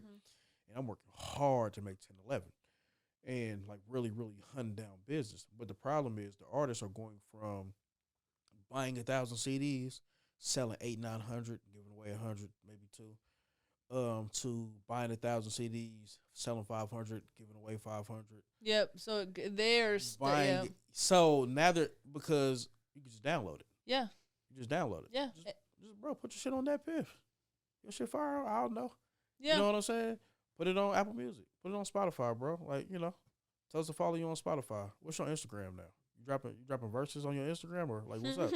You know what I mean? We don't want a CD no more, bro. You know what I'm saying? Yeah. So you had to adapt. They start giving CDs away. Yeah. So they're not even recouping the money that they're spending on the CDs anymore. So it's not making as much sense to buy CDs. Right. So now I'm busting my ass to even get business because it just doesn't make sense for them to do business with me. Yeah. Right? And so it doesn't make sense for them to do business with me because it just doesn't make sense, right? And so now I'm in it with my family because I'm like, for $6,000 a month, bro, I'd rather not make no money. Yeah. Fuck this. I'm out. I went to real estate school, got my real estate license, whole 9 yards. I've been setting everything up anyway to go into real estate because that's what I wanted to do, and I was already leaning toward it. I seen the end coming. But 2018 was like, yeah, this is it. So at the beginning of 2019, I get my real estate license, and then that's when everything started going to shit. Yeah. My transmission go out on my truck the day I'm going out of town to take my daughter to go be with her mama for the first time. So I got full custody of my daughter, and this is the first time my daughter is about to be out of town with her mother, and my daughter is like, I want you to stay with us. I don't need you to stay with us, but I want you to be here. Yeah. And I'm like, okay, I'm trying to help them have a relationship, right? And so stay in a hotel for a month. I got to run a car for a month. I'm eating out every day for a month. And then I come back and I'm not making no money at the shop. I ain't making no money the whole time I was gone. And then my transmission just went out on my truck. I'm like, my girlfriend pregnant, Tasia pregnant with baby Michael at that point. Oh my gosh, yeah. Yeah, right? So at this point we are starting Reed's Wholesale. We're about to. Okay, we're about to. We're not even there yet, but it's in the and I pop beginning. in. Then you pop in, I right? pop in, yeah. Because I finally quit being. Yep. And I'm like, all right, I'm selling and hustling stuff, right? And so I'm buying stuff. Furniture is my move. I'm buying and reselling and flipping and going crazy. I'm attacking people on Facebook Marketplace. I'm buying their stuff for a quarter of what they asking for. The whole 9 yards. I'm going crazy, right? And then, like I said, I'm acquiring because I've never been good at managing money. I'm not a saver neither. I just make money, right? And so I'm just like, well, I got my cost of living down low. Cheap little rental property we end up staying in. And then what else? Daughter go to school, so no daycare, right? Bills is cheaper. We consolidate everything into one household versus two. Yeah. So, we're doing our thing because we're going to go into real estate. And they say in real estate, you need to not be able to survive for 6 months without making any money. And I'm just like, well, I can chill. Yeah. And I can go hard at this real estate. I can make $5,000 a month fairly easy. Yeah. I know I make $5,000 a month. That shit is a cakewalk for me, right? Yeah. And only need like $400 a week to survive. Only need $1,200, so $5,000 take care of everything. And I can put some money into my real estate, buying signs, bandit signs, right, website, whole nine, right? So that was my plan for the next 6 months. I was just stocking up. At the end of this, stocking everything up. And so, like I said, spent out of town, spent all my money, came back, transmission was broke. So at that point, you feel like you were at a really low place no, not mentally? yet. I wasn't even at a low place at all. And then what happened is I moved everything into my father's shop, right? And so then I closed down my shop. Closed it down, right? So after I closed down my shop, I moved everything into my father's shop. 4 days later, everything catch on fire. Man. So everything up until that point, I'm having a couple hits. But, yeah. But everything is going to plan. Yeah. Because you were just rolling, like. Everything is going to plan. Like, I'm on target right now. Yeah. Right? I got $50,000 worth of stuff that I can sell that I know will sell. And then it catches on fire. And then it catches on fucking fire. And remind me, how did the fire even start? Like, it was just some people messing around because the building was on like 36 and Troost, right? 31st and Troost. 31st right? and Troost. My daddy gets into it with this guy because he's trying to talk to my daddy's girlfriend in my daddy's face. Oh, okay. So a whole. And my daddy like, bro, I beat the shit out of you, man. Get out of my face. Stop playing with us. So he leaves and he's talking shit. And so he comes back and throws a Molotov through the window and sets the whole fucking building on fire. Man, so at that point, that was your. That's when it's like, okay. So then here go my whole family. Yeah, ready to tell you that you going back now? Right. Fuck yeah, I'm not going back. Yeah. That's when I really get into it with him because I said, now I'd rather work for free and I make no money than to go back and work for $6,000. And you had baby Michael on the way, and so baby I'm Michael sure on the like way. So baby Michael on the way. July's the month I spent out of town. Come back, transmission down. August, I closed down the shop. At the end of August, the very first week of September, the fire happens. Like, damn, okay, we ain't got a lot of money. Yeah. I got some plays though. Yeah. So the plays is different than having inventory and knowing you got money. So inventory is steady money. I know I'm gonna come in, I'm gonna sell this inventory. I got money coming in, right? I got plays. So I'm making $1,000, $1,500, couple $1,000 here, there. I don't know when the next play is coming though. Yeah. You know what I mean? Well, yeah. So I mean, that's a huge part of entrepreneurship. Is like you know that this is possible and that you can, create this whatever your journey is. But at the same time, like it's timing. It's timing. It's all timing. And so like now I'm like, okay, well, I'm not down yet because I know all the inventory is gone, but I got plays. I can make a couple $1,000 at a time, $1,500 at a time. We'll just see how this go, right? This sucks though. Yeah. When you're used to being on top, yeah. But whatever. It's no big deal. I'm not fucked up by it. Just irritated. Whatever. They got insurance on the building, but I ain't got insurance. You know what I'm saying? My daddy ain't got no insurance because he just don't make good decisions whatsoever. Mm-hmm. So there's that. And then October, totaled my girl car. That is not the move. That is now here is not the fucking move because transmission down the truck. Mm-hmm. Just lost everything in the fire. Yeah. Now we totaled her car. She 8 months pregnant. Yeah. Or you know what I'm saying? Like it's the end of October, but she 8 months pregnant. We ain't got insurance. The person that we hit, even though it's their fault, they ain't got no fucking insurance. Right. We got liability to cover them if it was our fault. But it wasn't your fault. Yeah. So yeah, now you're screwed. Yeah, so there we go. Screwed on this end. So it's just you were taking hits. So now we just taking hits, boy. Yeah. It's coming back to back to back to back to back to back. Like, all right, now, shit, right? And so then we was like, okay, well, what we gonna do? So, and then Tasia's in school. Mm-hmm. Tasia's not working. Tasia's in school. And so now she got to get back and forth to school. We live in the city. She go to school in Blue Springs. Mm-hmm. You can't quit because you still got to pay the $8,000, $9,000 that you put in for the school. Yeah. Yeah, so you can't quit. So she still got to get to school every day, right? We ain't got no transportation. We ain't got no steady income. We ain't got no inventory. Did you have a support system? No, I don't have no support system. You are your support system. Yeah. I don't even rely on that kind of stuff because don't nobody care about how you feel. So I don't even worry about how. Well, I just know, like, so for, when Isabel was hospitalized for a long time, like, if my grandma didn't drive to Topeka and come and get us, because I got into a car wreck a week after she was born, and it totaled our car. And so, like, my grandparents have been the only, support system, but... Yeah. So at that point right there, I was using my daddy. Yep. So he was so everybody broke. He broke, too. I don't know. Like, why are you broke right now? Like, that's... I don't know what's going on, right? So it's me and my brother and him. Everybody broke. So I'm just surrounded by a bunch of broke people. Like, they broke. Which do you think that like, motivated you more? Or do you think that it kept you for any amount of time, like... It kept me down a little bit longer than I had to, but I needed to do this in order to get where I was going. Yeah. It was just holding me back a little bit longer. It took me a little longer to get where I was going. Because, see, now I'm out here looking for deals. Yeah. I need to make enough money to get my truck fixed. Yeah. If I can get my truck fixed, I can go to work. If I can go to work, I can get this bread. I can make money if I got my truck, right? That's why I believe every man should have a truck. So I'm working and working and working and working. It's November now. End of November, Thanksgiving. Oh, first week of December. That's when it was because the shop shut down, everything.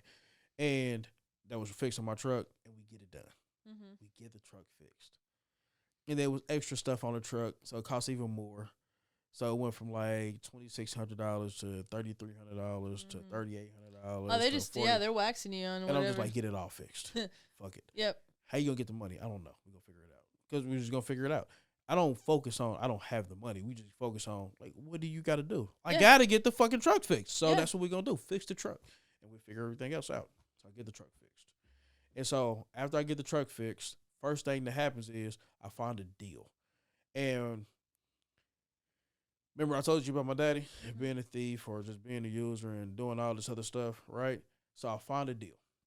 Oh, my daddy, he needs gratification. He needs recognition. He needs to be recognized, right? He needs recognition. And so I find a deal. So he asked me to go out here with him on this delivery.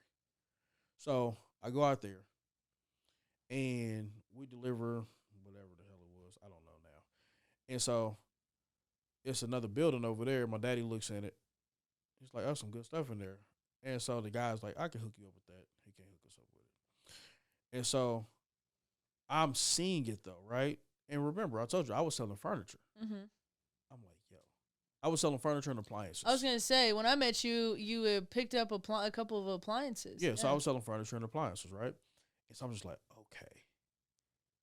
He got appliances in here. Mm-hmm. I need those.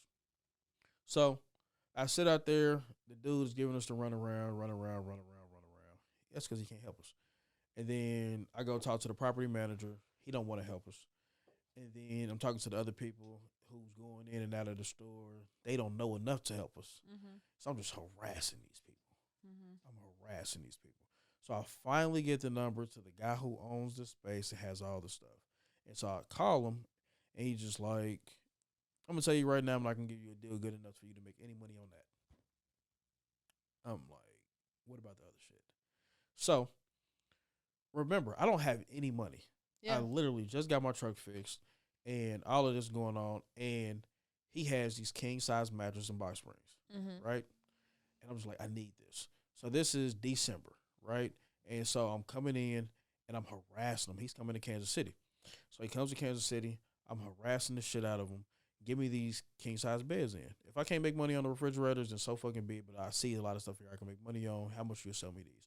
He sells me the king-size beds, mattress and box spring sets from a hotel liquidation for $25 a set.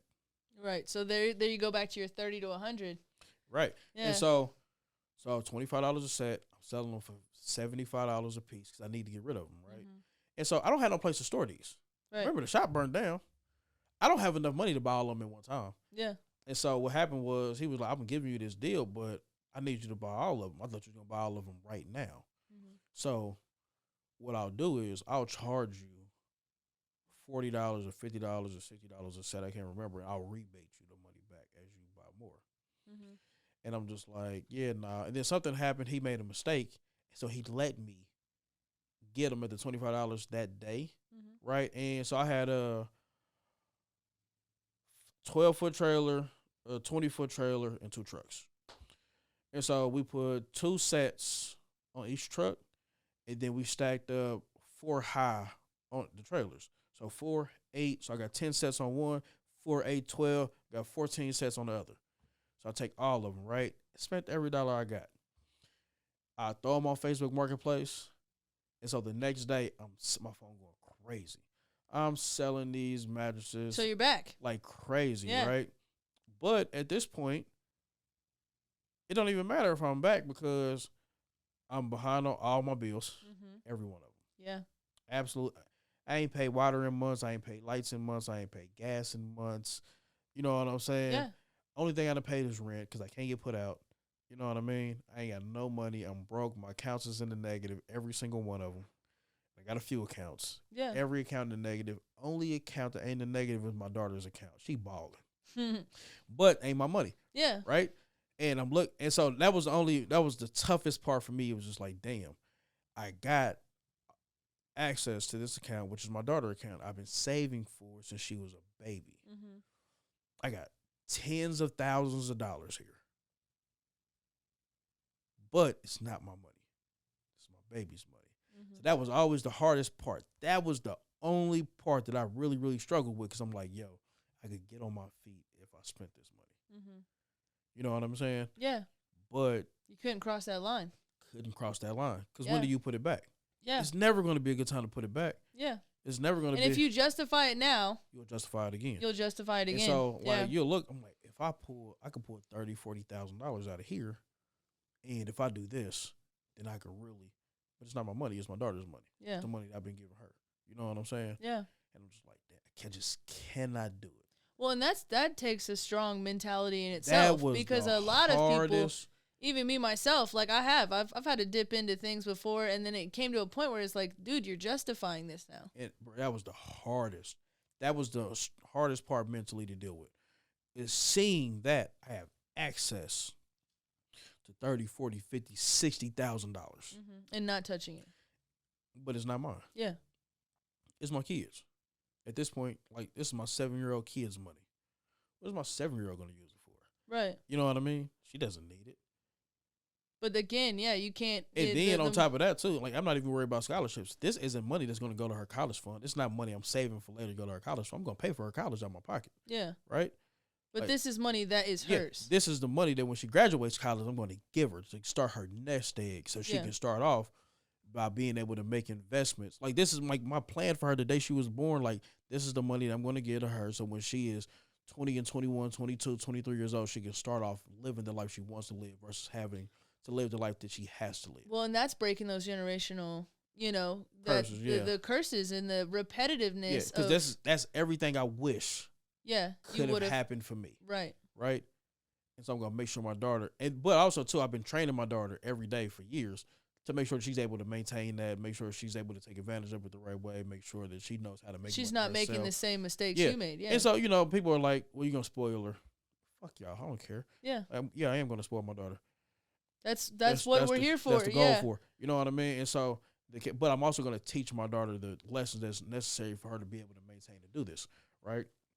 But like I said, so 2019, all of this, and then baby Michael was born in January. I don't get to take any time off.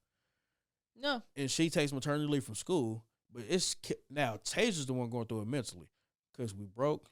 Mm-hmm. She's not working. She got a brand new baby. She's big pregnant. Yep. And then has a brand new baby. Has to go back to school. I got to pay for daycare, right? And so all of this is going on, right? Yeah. And so this is 2019, and then so 2020, I got the deal. We running through the mattresses like crazy, and what I realized is I don't have a place to work. Yeah. And so I'm hustling like crazy, but I don't have a place to work. If I get a place to work, I can go crazy. Yeah. But right now I don't have a place to work. I'm just hustling, and I'm making money. I remember they turned the water off. So I paid the water bill because I wasn't going to pay no bill. Right. They was going to have to turn it off. I wasn't paying shit. I need my money right now. I need to keep on buying more stuff to make more money. So they cut my bills off, and I would pay it when they cut it off. I wouldn't pay it before.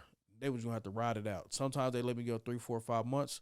Sometimes it'd be 2 months. Yeah. But however long it was going to go was as long as it was going to go because I wasn't paying nothing until I got on my feet, right?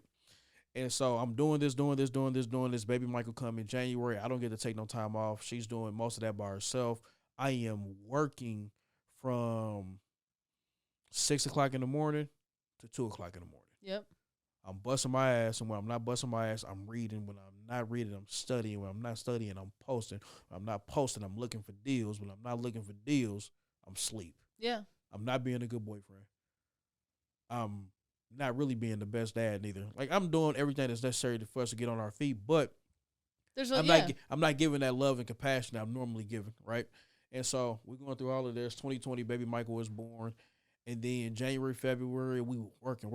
Pandemic. And then pandemic. So January, I make the New Year's resolution. I want $100,000 September 22nd, 2020. So I never had $100,000. I'm starting to pick up my momentum. I'm making $7,000, $8,000, $9,000 a month, right? But I am hunting deals down. Yeah. I'm selling faster than I can get. I'm hunting deals down left and right.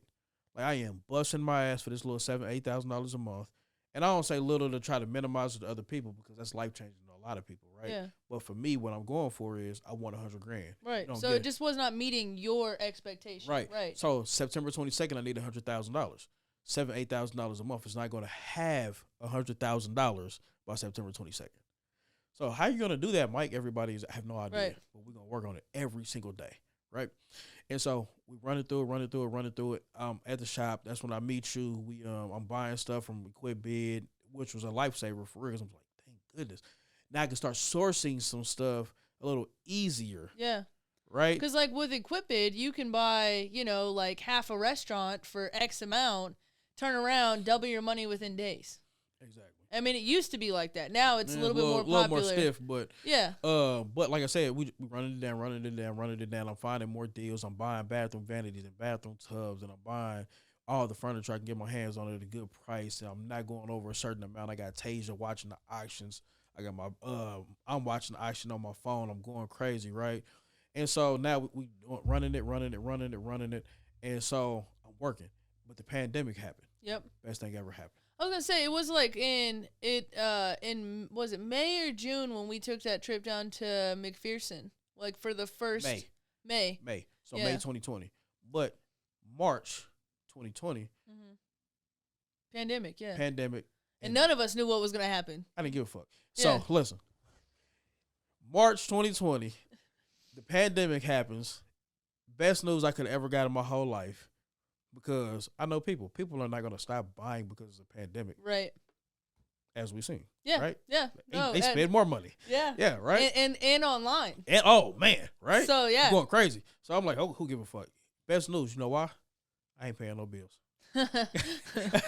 I am back, baby. I ain't pay, I'm like, I ain't paid no bill all year. Yeah. So last time I paid bill, they turned it off in like late November, then one got turned off in December. Yeah. And so December, January, February, I ain't paid no bills. March, they say they can't cut nobody's bills off. Right. Because it's a pandemic. Yeah. So now it's time to. I'm like, okay. So I wasn't paying y'all anyway. Yeah. And so I'm going to get to spend I don't even have to worry about bills no more. Talking about stress reliever. So I'm going crazy now. I'm taking the trips. But see, let me tell you how me and you got down to McPherson. Yeah. Because I don't know if you know. So this is in the process of me staying up to 2 o'clock every morning, doing my homework, doing my research, watching YouTube videos. Which I think is really important is the research. Like, I am doing homework every day, right? And I run across a YouTube video. And this YouTube video briefly just fast as fuck.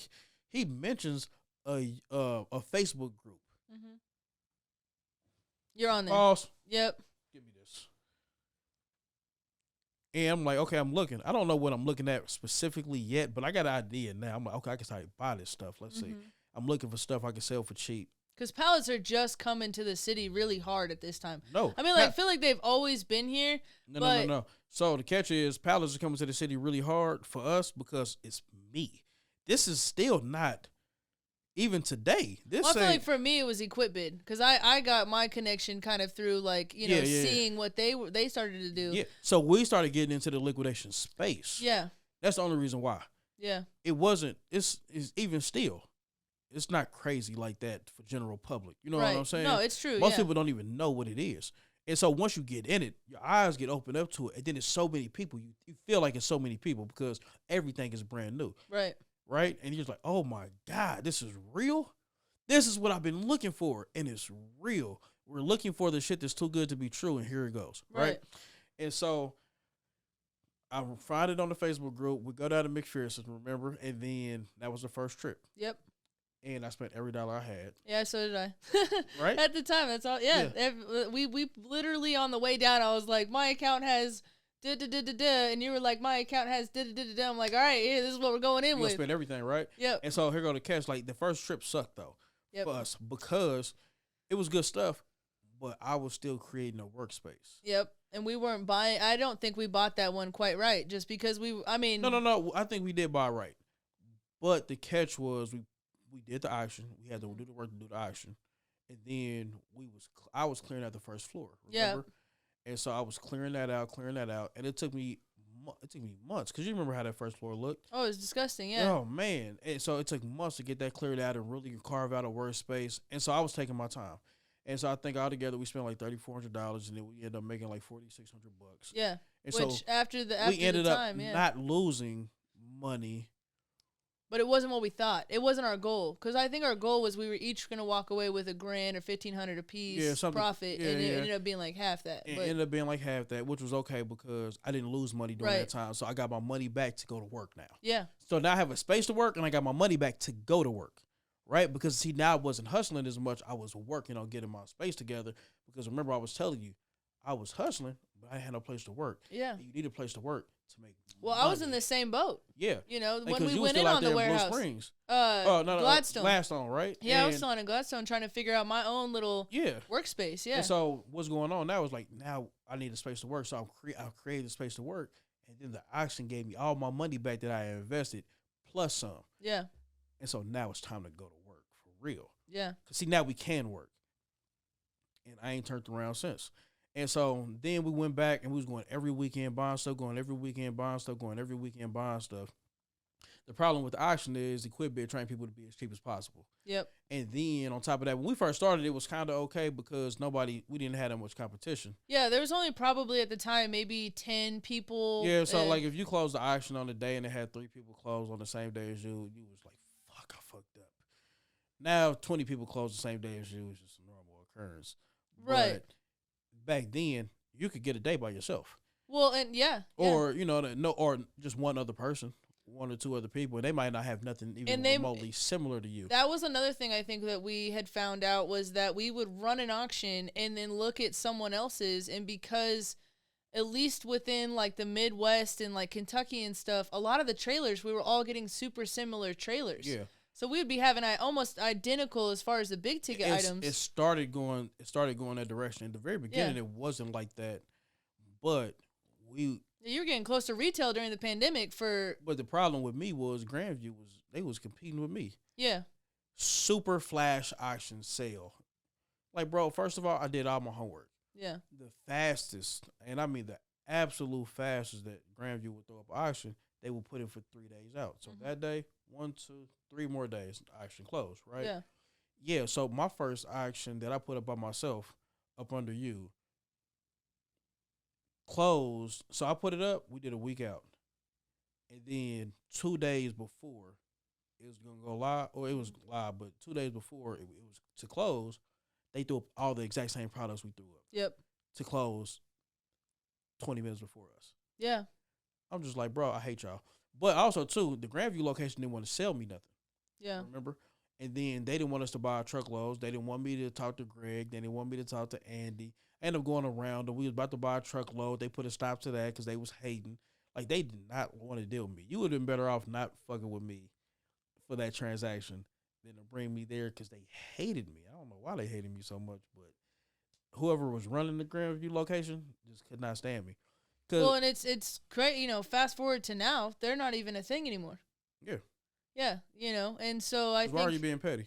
Well, and, you're already making, in the grander scheme of things, you're already making money off of all of us, so why? Because the buyer's premium, people think that we collect that. We don't collect buyer's premium. I wish. That would be nice, but we don't. Nice. Yeah, I get half. Yeah, can I just get a little cut? And so, so all of that was going on, and then we was running the auction. But then too many people started getting on the auction. Because, it makes sense for the auction platform. Yeah. But then it was all the same thing. Yeah. So I just backed away, started selling. Yeah. But then I got into electronics. We started selling electronics, and I ran it up. And so I remember we started the business in June 2020. We've been hustling all year, but we started the business in June 2020. Yeah. The very first month, that's what happened. Dinah was like, start the business. I'm like, I'm going to get to it. Mm-hmm. She was like, no, you should start the business. And then May, did 28,000 in sales. Diana was like, if you don't start the business and start reporting this, you're going to prison. Right. Sir, you are going. And so remember, April is when he finally cleared it out. May was the first month. Was my first month having a cleared out warehouse and ready to work. Right. So the very first month we did 28,000 in sales, and she was just like, "You're going to prison." Right. If you don't report this stuff, you're going to prison, sir. So we got it done in June. I think in June we did 34,000, running up maybe close to 40,000, and we just didn't never turn back, right? So remember, I was still broke. I had no money. I was still spending everything that I had, bro. And so my goal was still September. I was spending everything that I had and spending September. So June, I didn't have no money. July, I didn't have no money. No. January, February, March, April, May, didn't have no money. June, might have had like 8, 9 grand. July, maybe 15, 18. But I was still spending every dollar I can get. August is when it went crazy. I looked up and I had like $40,000. Mm-hmm. Okay. And then September, I had like 60 to start. Mm-hmm. And then September 22nd, I had 80,000. And so like we working. I'm not getting close to this goal whatsoever. Right. We working though, right? But we starting to make money now. Yeah. And then, wow, $80,000, September 22nd, 2020, and I'm in the house going crazy. Yeah. You're still mad about it. I'm on fire. Yeah. I am not happy. I'm not being grateful. I am pissed because that close, you could have done something else to reach your goal. You know in what your I'm mind, saying? yeah. Yeah, right? And my girl is like, motherfucker, don't nobody got $80,000. Right. Nobody. I don't know one person. And I'm just like, I don't give a fuck about none of them. Yeah. I don't give a fuck about none of them. Fuck them. Right? And so, like, I am on fire. Like, I gotta go don't you get shit but noodles. Can't have nothing at the store. And don't buy nothing on Amazon. Mikey don't get no formula. Fuck she's still breastfeeding. Like, I am on fire, right? Like, I don't want to spend nothing because I'm so close to this $100,000. I want this. I want it. I want it bad. I want it right now. I don't want it tomorrow. I want it right. I want it today. Mm-hmm. You gonna get it before I don't want it before the year's up. I want it today. Mm-hmm. Right? September 25th, I had my $100,000. Nice. So 3 days later, you came up with $20K. Yep. And everybody talking shit. You was out here tripping. Da-da-da-da-da. Of course, yeah. Now you got the $100,000. Well, I ain't have it on 22nd. So yeah, didn't matter either way. Yeah. You know what I'm saying? But the 25th, I had $100,000, right? The 1st of October, I had $200,000. So you had doubled your money in that month or those 2 a week of being pissed. 3 days later, I was on fire, and I ended up having my $100,000. I made $20,000 in 3 days to take home. Right? I didn't make $20,000. I made $20,000 to take home in those next 3 days. Crazy. And then within 7 days. 7 days after that, I not made $100,000 in sales. I made another $100,000 to take home. So what you're saying is the pissed off Michael gets shit done faster. I was going crazy, right? Yeah. And then so October was the craziest month I had ever done. We did $500,000 in sales in October. Yeah. I remember that because you guys started doing Macari, eBay, like man, Macari, eBay, Facebook, any platform out there, Poshmark, all the wholesalers, Poshmark, direct buyers. I mean, I did like $570,000. I looked up and I was so on fire. September 22nd, and then going into November, I was sitting on $300,000-$400,000. Right. Well, and I was there for let's skip a little bit to that January, and tell me a little bit what happened in January of 2021 in that shift. I had to pay taxes. Woo. Woo. If you don't know, being an entrepreneur, the one thing that I found, and I know Mike figured this out too, is Uncle Sam. He want his bread. He want his bread, and he want to holler at nephew real bad. It'll hurt your heart real quick, you know. Oh my goodness! I thought I was on top of the world in my business because we did $500,000 in sales in 2021, and 2020, and then you turn around and January 2021, it's like, you owe us some money, player. Oh yeah, like and that, so it's gone. Yo, listen, right? So here, I could have threw up. Yeah. Cause late in December, they were like, you owe $140,000 in taxes. Yep. Because you don't pay taxes on every dollar that you make. You pay taxes on every dollar that's profit. Right. And so it was like, you owe $140,000 in taxes. After all my deductions. Yep. After all my payroll, after all of this other stuff, after all the rent, after all the insurance, after all it, you owe $140,000 in taxes. So that 300K that you were sitting on a couple months ago is like, you really got to keep into perspective. It like, ain't what I thought it was. Yeah. Like, I'm used to making $100,000 and you owe $12,000. You try to get as many deductions as you can. Right. And I got to pay $6,000, $6,500, $8,000. Like, all right. So you started off 2021 negative. Oh, no, I was still up, though. Let's not get it fucked up. Oh, I'm okay. not going to play no games. I had all the bread. You said I was still me. I had all the bread, right? But, so remember, liquidation wasn't my thing. Remember, I was trying to go into real estate. Right, That's what I wanted yeah. to go into, real estate, right? But, so let's get to that. And so, like I said, I had to pay $100.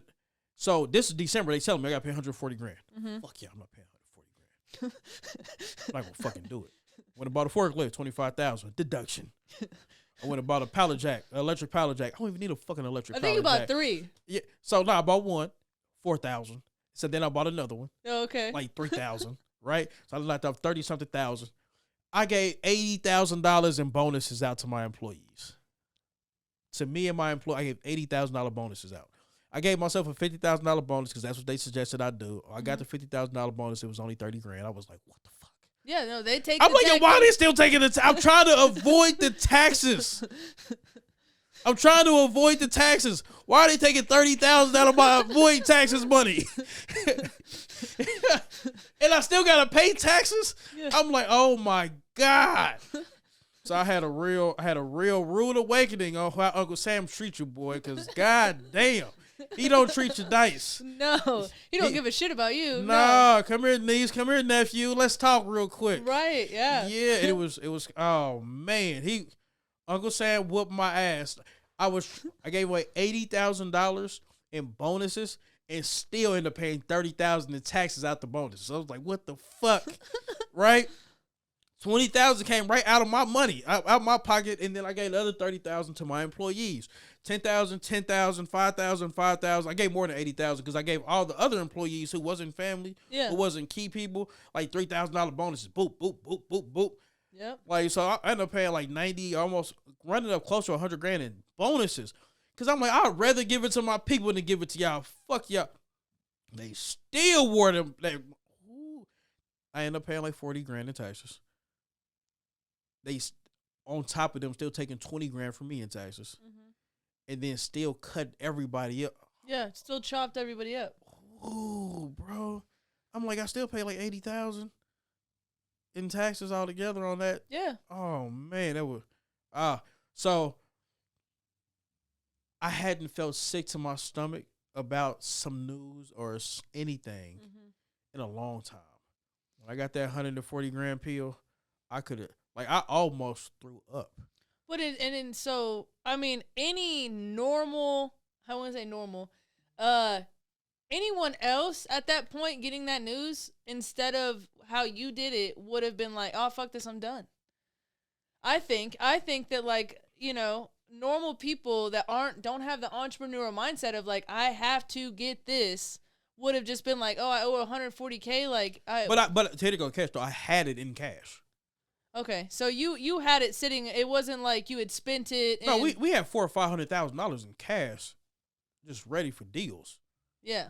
You know what I'm saying? Like, I think at that point, I might have. So all it did was depreciate what you were gonna use to buy more stuff. Yeah. It wasn't like you had to come up with it. Yeah. So here go the catch. I was taking all the money. I was making $65,000 a year. Yeah. For myself, that's what I was paying myself. That's what I was living on. I was just running this bread up like crazy. Yeah. Right. And so we ended up like with $600,000 at the end of the year in cash. Right. And so much of it was profit. I didn't know. That's why I'm getting my lesson. In June, nobody knew that when we started this business in June, that in December we'd have 500,000-600,000 in cash. Right. Nobody knew this. Yeah. December 20. There were doubters, for sure. No, I didn't even know. Had no idea. I was going for the 100 grand by September. Remember, I'd never had 100 grand before. I didn't know I was going to end the year with 600. Yeah. I was trying to get my first 100. Yeah. My next week, I got a second 100. My next month, I got a few more 100. What the fuck is going on? And so, you know what I'm saying? Like, that's what I was on. I didn't even know. I had no idea. Right? Yeah. None. We had no idea what the fuck was going on here. Right?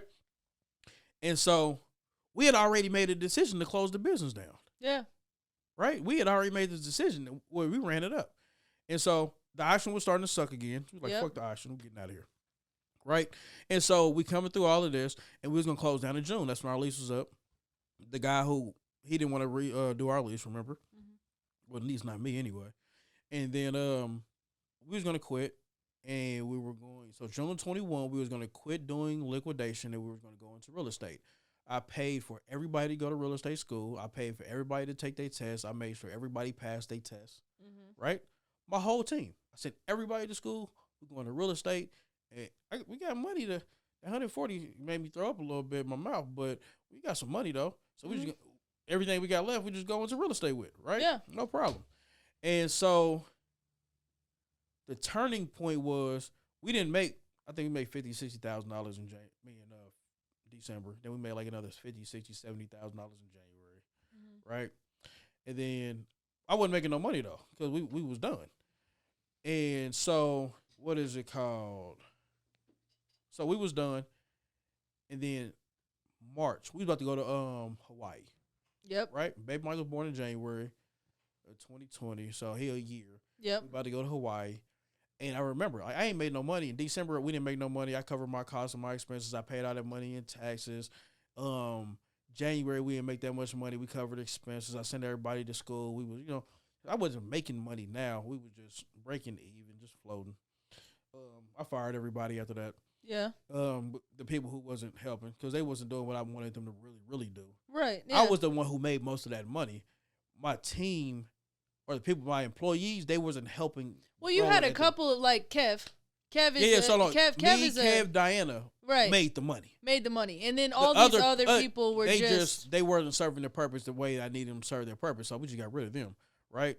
And then Azzy, she was there. My cousin Hope was there too, and they weren't money makers, but they were good support and promoters. Yeah. Azzy's always been really good at like building your And so now what we're doing is, everybody's like I said, we transitioned to real estate. And I'm about to go to Hawaii, and I do not want to go to Hawaii. I ain't made no money. I hate spending money when I ain't making money. It just grinds my gears. I'm not happy about it. My girl is like, shut the fuck up, we going to Hawaii. I can see Tasia saying that too. Like, I earned this shit. All right, we're going to fucking Hawaii. It is Hawaii, though, so you know what I'm saying. And then I already had a couple trips planned, and we went on trips. My goal for 2021 was to take a vacation every month. Yeah. I wanted to take a vacation every month. I wanted to do 12 vacations. I did 12 vacations. January, I didn't go nowhere, but December, I went to Vegas. And so, it is what it is. Then February, it went to New York. Then March, we went to Hawaii. We was in Hawaii for 15 days. And so, while I was in Hawaii, we had got a deal on these truckloads. And so, we was finishing up the auction stuff, and I remember Diana was like, don't send them truckloads here, right? Because remember I told you, I do what I want to do. Yeah. Can't nobody never talk me out of it. I just do what I'm supposed to do. Yeah. And so, here we go. And I send the truckloads. We not set up for the truckloads. Kevin, this is what you need to do, bro. Get it done. He gets it done. I think we do $7,000 the first day we were selling the pallets out of those truckloads. Yeah. No, you had it lined up. I mean, your guys' Facebook page grew to like 5,000 in a month. Yeah, like it was going crazy, right? And so we got the pallets March 12th. We didn't start selling, or that's when I got the deal. They came on the 14th. We start selling on. No, we got them on the 13th. Start selling on the 14th. Mm-hmm. From the 14th to the end of the month, we did $93,000 in sales. Yeah. You guys couldn't have a truck out front without people already standing there waiting. Oh man, right? So we did $93,000 in sales the first 16 days. Yeah. Right? 30% margins. Yeah. 30 after payroll. Okay. Yeah. And then April got the whole month. Not as good as the first month, but since we had the whole month, it's better, right? We did 147,000 in sales. And then the next month we did that was April. May, we did 167,000 in sales. So my whole team is sitting there like, yeah, we still quitting? Right. Are we done now? You know, like you said we were done, so but nobody here we are. wanted to quit anyway. Right. Everybody was like, Mike, you just started a 6-figure business. Give it time. And you grew it like crazy. Yeah. Right? And my thing was, if I'm going to make a 6-figure business and I'm going to be working like crazy, I might as well go do something that I really want to do, which is the real estate. Yeah. Right? And I'm just like, well, fuck this. I'm working too hard to not be doing real estate. I can go anywhere and make 6 figures a year. Yeah. No, Anywhere. that is the way you carry. Yeah. Yeah, I can go anywhere and make 6 figures a year. I don't care what I'm doing. Yeah. $100,000, $200,000. I can go anywhere year one, make 6 figures. That's how I feel. Right? So at this point, March, April, May, I made 6 figures. My first 3 months. Yeah. You've already exceeded your first, your 20, the year before. This is 6 months, So in 3 months, I'm running up on $200,000. Yeah. From my pocket. Right. That's expenses are paid, payroll's paid, everybody else out is paid, and now you're really making money. We looking at close to $500,000 in sales, and $200,000 from my pocket and some change, right? And so 6 months we do $1 million. So I want to ask you this: in that time frame, I think a lot of entrepreneurs, when they get that kind of money in their pocket, they start making hasty decisions and stuff. Do you think that there was any decisions that you made in that time frame that you would regret now? Like you put money into an investment that you're like, so I put money in investments that fucked up. I put money in the stock market that went left. Yep. I did option plays while I was trying to learn that. Nigga ate my ass on them. I'm trying to tell you, it was crazy. And so like a bunch of stuff like that, right? But I have been living this entrepreneur lifestyle for so long it didn't even affect you. That I don't care about none of that. Yeah. And that's a real thing. If you're an entrepreneur, it don't matter. Yeah, so like that kind of stuff. Like you lose all the time. It's just playing the game. I don't ever feel like I lose. I spend money learning some stuff. Yep. And either it works or it doesn't work. Yep. And if it doesn't work, why didn't it work? And then once I figure figured it that out, out, keep going. I can just keep it pushing. Yeah. Some stuff I realized, like, I'm not never doing that again. Okay, cool. But I had to pay to learn it. Yeah. So if I had to pay a couple $1,000s to learn, I'm never going to do it. I got off cheap. That's how I look at it, right? Yeah. Yeah, I'm never fucking with that. Okay. I think the only time that I made like super expensive decisions was what you were talking about, was just like letting other people take over that, like, I feel bad for somebody. So you had said this in the beginning, like I'm a big take care of my people. I want my people to come with me, and I was picking the wrong people, Yeah. And so now that is a problem. Yeah. So like me, I'm like, you can come with me. You can come with me. You're very selective. Yeah. You are my people. Like, I got cousins that would love to come and make some money. Yeah. I'm not fucking with y'all. Like, are you and that was stupid? hard for me because, like, one of them was my older brother, and it's not that we didn't make money together, but it was that because he was older than me, I allowed him to be the big brother. Well, pour into my cup, not just pour into my cup, but like he was putting vodka and it should have been water. You know what I mean? Like that kind of scenario where he's, again, he's 15, 20 years older than me. So he's saying like, oh, you should do this. And you're like listening because he's your big brother. And see me, I've never had that problem. Yeah. Look. You might be older. That don't mean you're smarter. Yeah. I don't even consider that. I know what I'm doing. Which is, and if I don't know what I'm doing, we're going to figure it out. Yeah. But what I do know for sure is you don't know what the fuck you doing. Or you wouldn't be standing here with me. Yeah. You know what I mean? Like, I know you don't know what the fuck you doing. Like, so. Well, and it took me some time to figure it out. And then we're going to figure it out. Like, it is what it is. So my thing has always been this, right? I trust people in certain aspects. So I got people that I trust that I know is never going to do anything malicious to me and never going to try to hurt me, right? Yeah. That's not enough for me to bring you on. Right. Like, I need to be able to trust your decision-making capabilities. Right, which is a huge fucking thing. Yeah. And then you got to think about this, too. So if you look up and in 2 days you've done $15,000, $16,000, $17,000, $20,000 in cash transactions, I'm gonna tell you like this: that make a lot of people a thief. Yeah, no, it is. That will make a lot of people a thief. Especially if they're given the opportunity, Yeah, early on when we was making that money, we didn't even have a cash register yet. Right. Because remember, we was doing the auctions. We didn't need a cash register. Everything was on the computer. They bought online. We got our check. You know what I'm saying? Right. We didn't have to deal with cash. Well, yeah, because with auctions, it just goes straight through. Yeah, straight to the bank account. Or you get a check, one or the other. And then the next thing was we do little cash transactions here or there, and they pay my cash at my Venmo, a few $100s. You know what I'm saying? But the thousands and thousands and thousands and thousands of dollars was coming from the auction or coming from the electronics where I was getting money wires or cashier's checks. Yeah. Right? So we didn't deal with a bunch of cash. So when we first started, this is where you have to trust your team. Yeah. Kevin to be like, bro, I'll take the money home. I don't even know how much we did. Didn't have a register. I don't know what's what. So tomorrow, Kevin to come back up, and it's $7,600. I didn't know he took it home. I wasn't even aware. You know what I'm saying?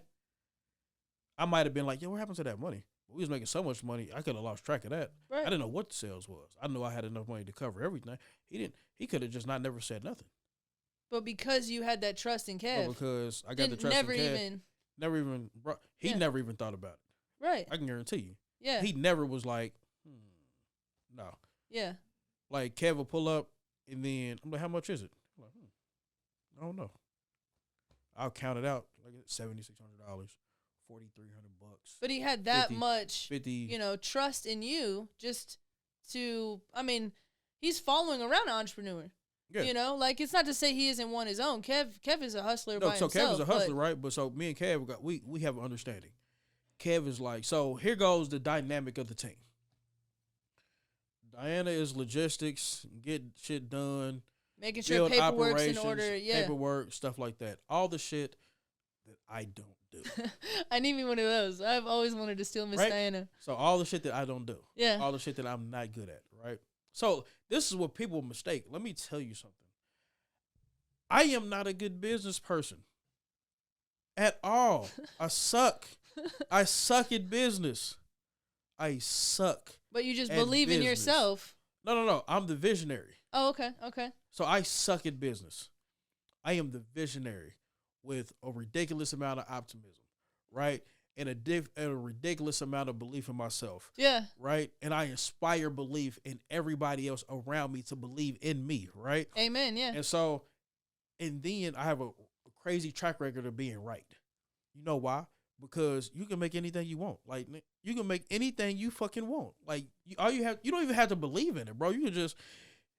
All you have to do is just say you're going to do it, and then all you have to do after that is just go fucking do it. Yeah. That's it. And you're going to be successful most of the time. Period. Yeah. Most people fail because they don't go do it, right? But if you put action behind most of the stuff, you're going to find some level of success in it. And so I'm a terrible business person. That's why I was getting my ass whipped on the taxes the first time. I was aware nobody knew we was gonna make that kind of money in 2020. Right. 6 months. We didn't have a tax prep plan. I didn't even know what a tax prep plan was. So like now every quarter we go and look at how much money we are, how far we are into profit, how much money we need to spend and negate a lot of that profit to you know what I mean, get our tax bill down. Learning the back end. So I learned that but I got a person for that. Yeah. Because if I didn't have a person for that, I would have to just pay the taxes. Yeah. Because I'm not going to do it. Well, see, and it's important picking the right person. Yeah. And for your business model too, because there for a while we had the same accountant, and I went to a different route just because my business model wasn't set up for what she knew. Yeah. Yeah. And even our business model is way different than most business. Yeah, So it's crazy. And pioneer thing. Yeah, and so there's that part. Liquidation is not really a space where most people have business. Right. Most people don't even know how to deal with a liquidation business anyway. So I mean, there's just that part. It's like it's hustling. This is like backdoor hustling. It's built for us because it's for hustlers. It's almost I call so auctions good. white collar hustlers. It is. Auctions is white collar hustling. Yep. You know what I mean? And so, but if you take all this stuff off the auction platform, then you just back to hustling. Yeah, exactly. You know what I'm saying? The right. auction is crazy. But when we hustling, right? And most businesses is not set up for hustling. Most businesses are set up for systems. Yep. And so people don't know how to deal with it when it's not a system. Because where do you fit? We don't fucking fit. Right. You know what I'm saying? Yeah. We hustling. And so I had to come through and be like, all right, well, this is this and this and this and this and this. So now Diana's the logistics and put the reality to all of the other stuff. You're the visionary. Diane's the realist. And she, right. And we clash, but she's there to clash. Yeah. She don't hold her tongue. Nope. She ain't scared to tell me that that's a bad idea. I've gotten the wrath of Miss Diana a couple times. I mean, she's not scared to be like, boy, slow the fuck down. Yep. She's not scared to be like, you're going too fast, you being stupid. She's not scared to be like, did you think about this? She's not scared to be like, did you put a system in place for this? And you know what the answer to all that shit is all the time? No, I didn't think about none of that. I just did it. Never even considered none of that. Yeah. Did you set the business up? No. Can you do that for me? Like, because I don't do none of that. I suck at all of that, right? And then Kevin is like, and then she wants me there. Kevin, on the other hand, he's different. He has more of my mentality and the hustle mentality, and she has more business structure, employee mentality. And so, but it works out for us. And then Kevin is the hustler, and he's like, why would Michael ever be here? If Michael is gone, he's going to make money. Right. If he's here, he ain't making money. I'll hustle. Yeah. I'll hustle in his place. Okay. You know what I'm saying? Yeah. And so Kevin is like, let's get to it. And that's part of the team dynamic. Yeah. Like, we're going to fucking get to it. So having that dynamic, that's what you would say like was the biggest contribute to getting to where you are now. Exactly. And so, and then outside of that, me. Yeah. I go and get too many deals for us to even be able to fucking handle. And then I dump it on my team and I'm like, you got to just fucking handle it. Yeah. And they're just like, we just bought out all of Rue 21 the other day. Oh, yeah, I bought out Rue 21. I've been watching that. I'm like, it was right before Christmas, and I'm like, this is crazy. Exactly. Yeah. So let me tell you what happened with the Rue 21. Like, literally, so I'm on the way to Dallas in the morning. Uh-huh. And at 5 o'clock, I'm closing up my shop. And then at 5:21, 5:22, I'm leaving my shop. I'm outside. I'm walking to my car. Mm-hmm. Remember, I'm going to Dallas in the morning. Mm-hmm. Right? And so here goes the part that Diana hates. Mm-hmm. Here I go again. The guy calls me. I got your number from another liquidation specialist. We close stores, right? Mm-hmm. Okay, cool. I'm closing out a Route 21 right now. Right now? Yeah. And I'm going to be out of town tomorrow. So you have 2 days. So I have right now. Yeah. They close at 7. So you got 2 hours. Yeah. I'm on the way. Yeah. I am on the way. I've pissed my guys off so many times when I just show up with a truck. So I'll pop up, and I'm in Route 21, and I'm buying everything in Route 21. I walk in. He's like, I didn't know you was actually going to come today. Don't worry about that. Give me every pair of jeans you got on the wall and on the stands. Give me every graphic T-shirt in the store. Give me every hoodie in the store. Give me all of the coats. Give me every pair of joggers and sweatpants in the store. And we just see where we start right there. Yeah. And they're just like, Michael, where are you going to put it? No idea. we haven't figured that part out yet. Do you have a truck? Just buying it. I'm in my expedition. Yep. Good thing nobody is with me. We just dump all the seats down. We went to the Price Chopper across and grab all the trash bags. We just filled it up. Filled it up. Kevin was there. He threw all the seats down in the Jeep. He filled it up. And then we had another truck pull up, and we were just filling that truck up too.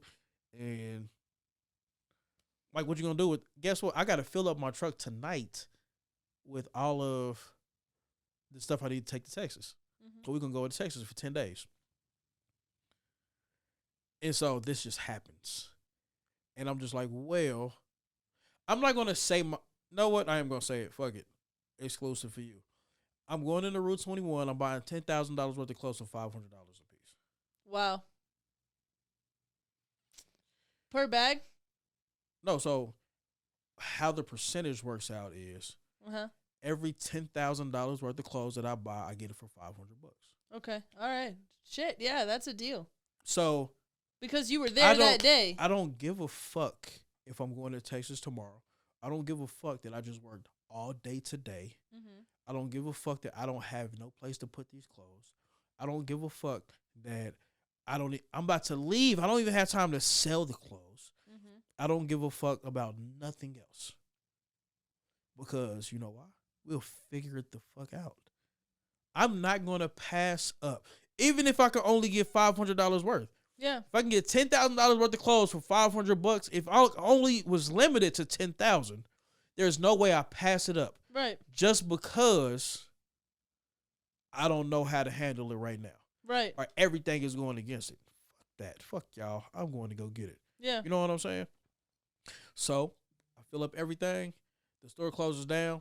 The register start closing down at 9 o'clock. They just like, we can't even do no more today.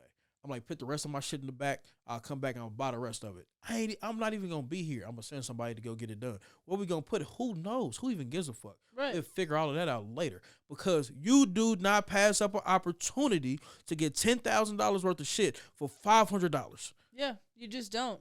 You just don't fucking do it. Yeah. And I don't care if you sell everything for $1,500. If you sell all $10,000 worth of stuff for $1,500, you just had an opportunity to triple your money. You don't get opportunities like that every day. No, right. But I can sell everything for half off. 50%. I'll turn $500 into $5,000. Yeah. I'm going to spend that $500 as many times as I can. Right before that, I just made $7,000. I had every intention on spending every dollar of that $7,000. Right. Michael, wasn't you about to spend that? It don't matter because that deal wasn't good as this deal. Right. I'll go and spend it on this. I'll make my money back and still go buy that deal. That's just how it works. I don't care about nothing else. I'm not passing up opportunity. So before we wind down on this, you know, I appreciate you so much just coming out and like telling your story, you know. All that being said, an entrepreneur or a hustler that has, you know, they've taken a hit or they've been knocked down or you know, they've gone through a deal where, okay, the IRS is now after you, whatever. What would be like, I mean, if you had like a slogan, like if you could just what would you let just me tell tell these you people? what I tell myself every single time something crazy happens, right? Okay. And because I don't get discouraged, I don't get none of that. Right. I just don't even have it in me. Like everybody talks about this, and I can't relate to it. I don't have it, right? But let me just tell you, this is what I think every single time. Am I going to die? If the answer to that is no, it is not that big of a fucking deal. Okay. Am I going to go to prison? If the answer to that is no, then it's not that big of a deal. There's no need to even be fucking discouraged. If you're not going to fucking die and you're not going to go to prison, then it's not that bad. People, I wish I could look at it that could. You can't. Get out your fucking way. Yep. If you're not going to die. Because listen, people be like, life is short, life is short. Everybody is stupid. Yep. Life is not short. It's as long, it's what you Life is long as fuck. Like, bro, life is literally long as fuck. And you're going to live for another 30, 40, 50, 60 years. You haven't even been living almost that long as of now. You're going to live another 40, 50, 60 years. Life is long as fuck. And let me tell you something. You can get on your feet in 2, 3, 4, 5 years of getting to it. And then you can live good as fuck for a long time. You can get on your feet in 3, 4, 5 years, and then you can live good for 40 or 50 fucking years. Life is long. Yeah. Don't be fooled. Don't be tricked. Life is long. Life is not short. So remember that. And if you're not going to die and you're not going to go to prison, then the shit is not that bad. I swear to God, it ain't that deep. And let me tell you something, too, because we live in a reactionary time because of the internet and things like this. If you're not going to do nothing about it, don't let it emotionally affect you. That is. There's no need to be advice, triggered if you're not going to do nothing about it. Yep. There's no need to complain about it if you're not going to do nothing about it. There's no need to even let it upset you if you're not going to do nothing about it. My daddy steals $20 from me. Guess what I'm going to do about it? Nothing. So it ain't even no point in even being upset about it. No, that's solid advice, man. So yeah. if you're not going to do something about it, do not let it affect you negatively, ever. Ever. And so this is something I just learned because I don't have this and a lot of people do. I don't have it, right? Mm-hmm. Is I've just learned that people have a voice in their head. It's them. Conscious? I guess. I don't know what it is. I don't have it. And they bicker back and forth. Like, yeah, I'm gonna do this. No, I'm not gonna do it. Or they talk down on themselves and stuff like this. I can relate to that. Yeah, or like, and they can actually have a conversation back and forth, like with the voice in their head, debating whether they should or shouldn't, or this or that, or self doubt. And I don't have that voice. So kill that voice. So I'm not even saying kill the voice. Make the voice that's saying what you're gonna do the loudest fucking voice. Don't question. Listen. My words of encouragement to you, because I don't want to motivate you, but my words of encouragement to you is this, plain and simple, right? You already know exactly what the fuck you're supposed to be doing. Don't let that other voice bitch you the fuck out and tell you not to do it. Don't allow it to talk you out of doing it. Bro, if you did 50% of the shit that you know you're supposed to do, your life will be 200% better. But since you fucking faking and listen to that other bitch ass voice, you are not happy with yourself. Yeah. My advice for women is what everybody is telling y'all to do on these social medias: manifest, journal, write, embrace your femininity, the whole 9 yards. Start to stand on what you say so you can start trusting yourself again. Do that. My advice for the men is all of that shit that works for women don't work for us. The only way to build confidence as a man is to start winning. The only way to build confidence as a man is to start doing what you're supposed to do and start to gain small successes in it. If you don't do that, ain't no motherfucking ain't enough manifesting in the world to make you feel better. The more you manifest, the more you try to speak it into existence, the more you try to make a vision board as a man and you don't succeed, it has the opposite effect for us. That's the more you're going to be depressed. That's the more you're going to fucking hate yourself. Get out here, do what you're supposed to do every day, even if it's only half of what you know you're supposed to do. And that is what's going to help you build more success. People ask me all the time, how do you stay focused? How do you stay disciplined? You start winning. And then you start doing what you're supposed to do. You're going to start having victories. You're going to start winning. And what's going to happen is you're not going to feel like being disciplined is a chore. Right. You're going to wake up and be like, it's time to fucking go. It's time to get to it. I can't fucking wait to win this day. Yeah. And that's how you build confidence as a man, is by getting out here and doing what you're supposed to do. Getting out here, doing what you're supposed to do helps you build confidence as a man. Starting to win and starting to have successes, doing what you're supposed to do, helps you build confidence as a man. Vision boards, fucking manifesting, that's for the women. Leave that shit alone. And I'm not... No, it's true, though. It's true. There are different things for men and women's mental health. Men are taking this into account because they're seeing it on social media. Right. They're seeing the wake up videos and make my coffee and make my bed and do my stretches and all of that shit and this whole peaceful ass zen. And that's not for men, bro. It's not for men. We wake up, make your bed. That's your first success of the day. After that, keep it moving. Go do what you're supposed to do. If that's go to work, be to work on fucking time. If you know you're not happy at your job, that's okay too. It's okay to not be okay. It's okay to be sad. It's okay to be depressed. What's not okay is staying there because you're too scared to not do it. Or you're too frustrated with yourself to not do it. Or you're asking yourself, what if it doesn't? Who give a fuck, bro? It ain't going to never work if you don't fucking try it out at all. You're never going to build confidence if you don't go out here and start winning and start having successes. And you're never going to win and have successes if you don't do the shit that you're supposed to do. And let me tell you, men, women, kids, everybody, no exceptions. Everybody know what they're supposed to be doing. Yeah. It's natural. Yeah. You're not stupid. Why are you trying to convince me? Why are you trying to convince yourself that you're fucking stupid?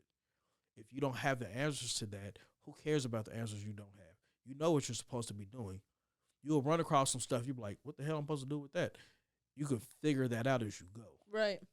But for 90% of it, people create these situations and scenarios in their head of the stuff that they don't know. How do you even know to ask the questions?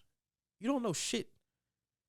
You know what you're supposed to do, and then all the other stuff you're worried about because you don't know, you literally don't know. Don't let that stop you. You're just going to, yeah. Well, thank you so much for coming out today. Thank you guys all for watching Manifesting Me podcast. We are here with Michael Reed. Like I said, a successful man of our pillar of our community in Kansas City. Thank you, Mike, for coming on the show. And we look forward to, following you on your journey and hopefully hear what comes out of 2023. I'm going to go crazy in 2023. I know you will. I know you will. And see, I took 7 months off in 2022, right? But let me give y'all all my handles real quick. Yes, please. Let's see. Because you're up to what, like 80,000 on TikTok Something now? like that. So on my Instagram, it's Michael T. Reed. No spaces, no dots, no nothing. Just Michael T. Reed. R-E-E-D. R-E-E-D. Michael T. Reed. My TikTok handle is Mike T. Reed. And 70,000 followers on there. 70,000. And then on Facebook, I'm going to start dropping links and stuff like this. It's just Michael Reed. But what I'm going to do is on my TikTok and my Instagram, I'm going to drop a link to join my group. And I can show you how I make money every single day. And that's I'm awesome. Yeah, show you have how. Yeah, I'm going to show you how I build trust in my community. I'm going to show you how much support that I gain. And then just another pro tip for everybody out here who's an entrepreneur. Support and trust is not something that is given. It's something that is earned. And if you're not being supported the way you feel like you're being supported, it is because you have not fucking earned it yet. Yep, and you only get out of the community what you put into it. You only get out what you put into it, but I'm telling you, people trust me. I posted, hey, if you're furnishing an Airbnb or an apartment or something like that, keep me in mind. Mm-hmm. Because I got furniture coming soon. Right. That simple, no pictures, no emojis, and no and nothing. they tap in and because they know that you're going to deliver it. And I got 100+ shares because I built a community of people around me who love to support me because I always show up. I always win. I always answer the messages. I always deliver when I say I'm going to deliver. And so what's happened is I'm so consistent with it. People support me out of habit. Yeah. Because I built it. Yeah. You know what I'm saying? I didn't have that support at first because I didn't build it yet. I didn't earn that support. You earn it. And if you're not getting it, it's because you didn't earn it yet. Put in the fucking work.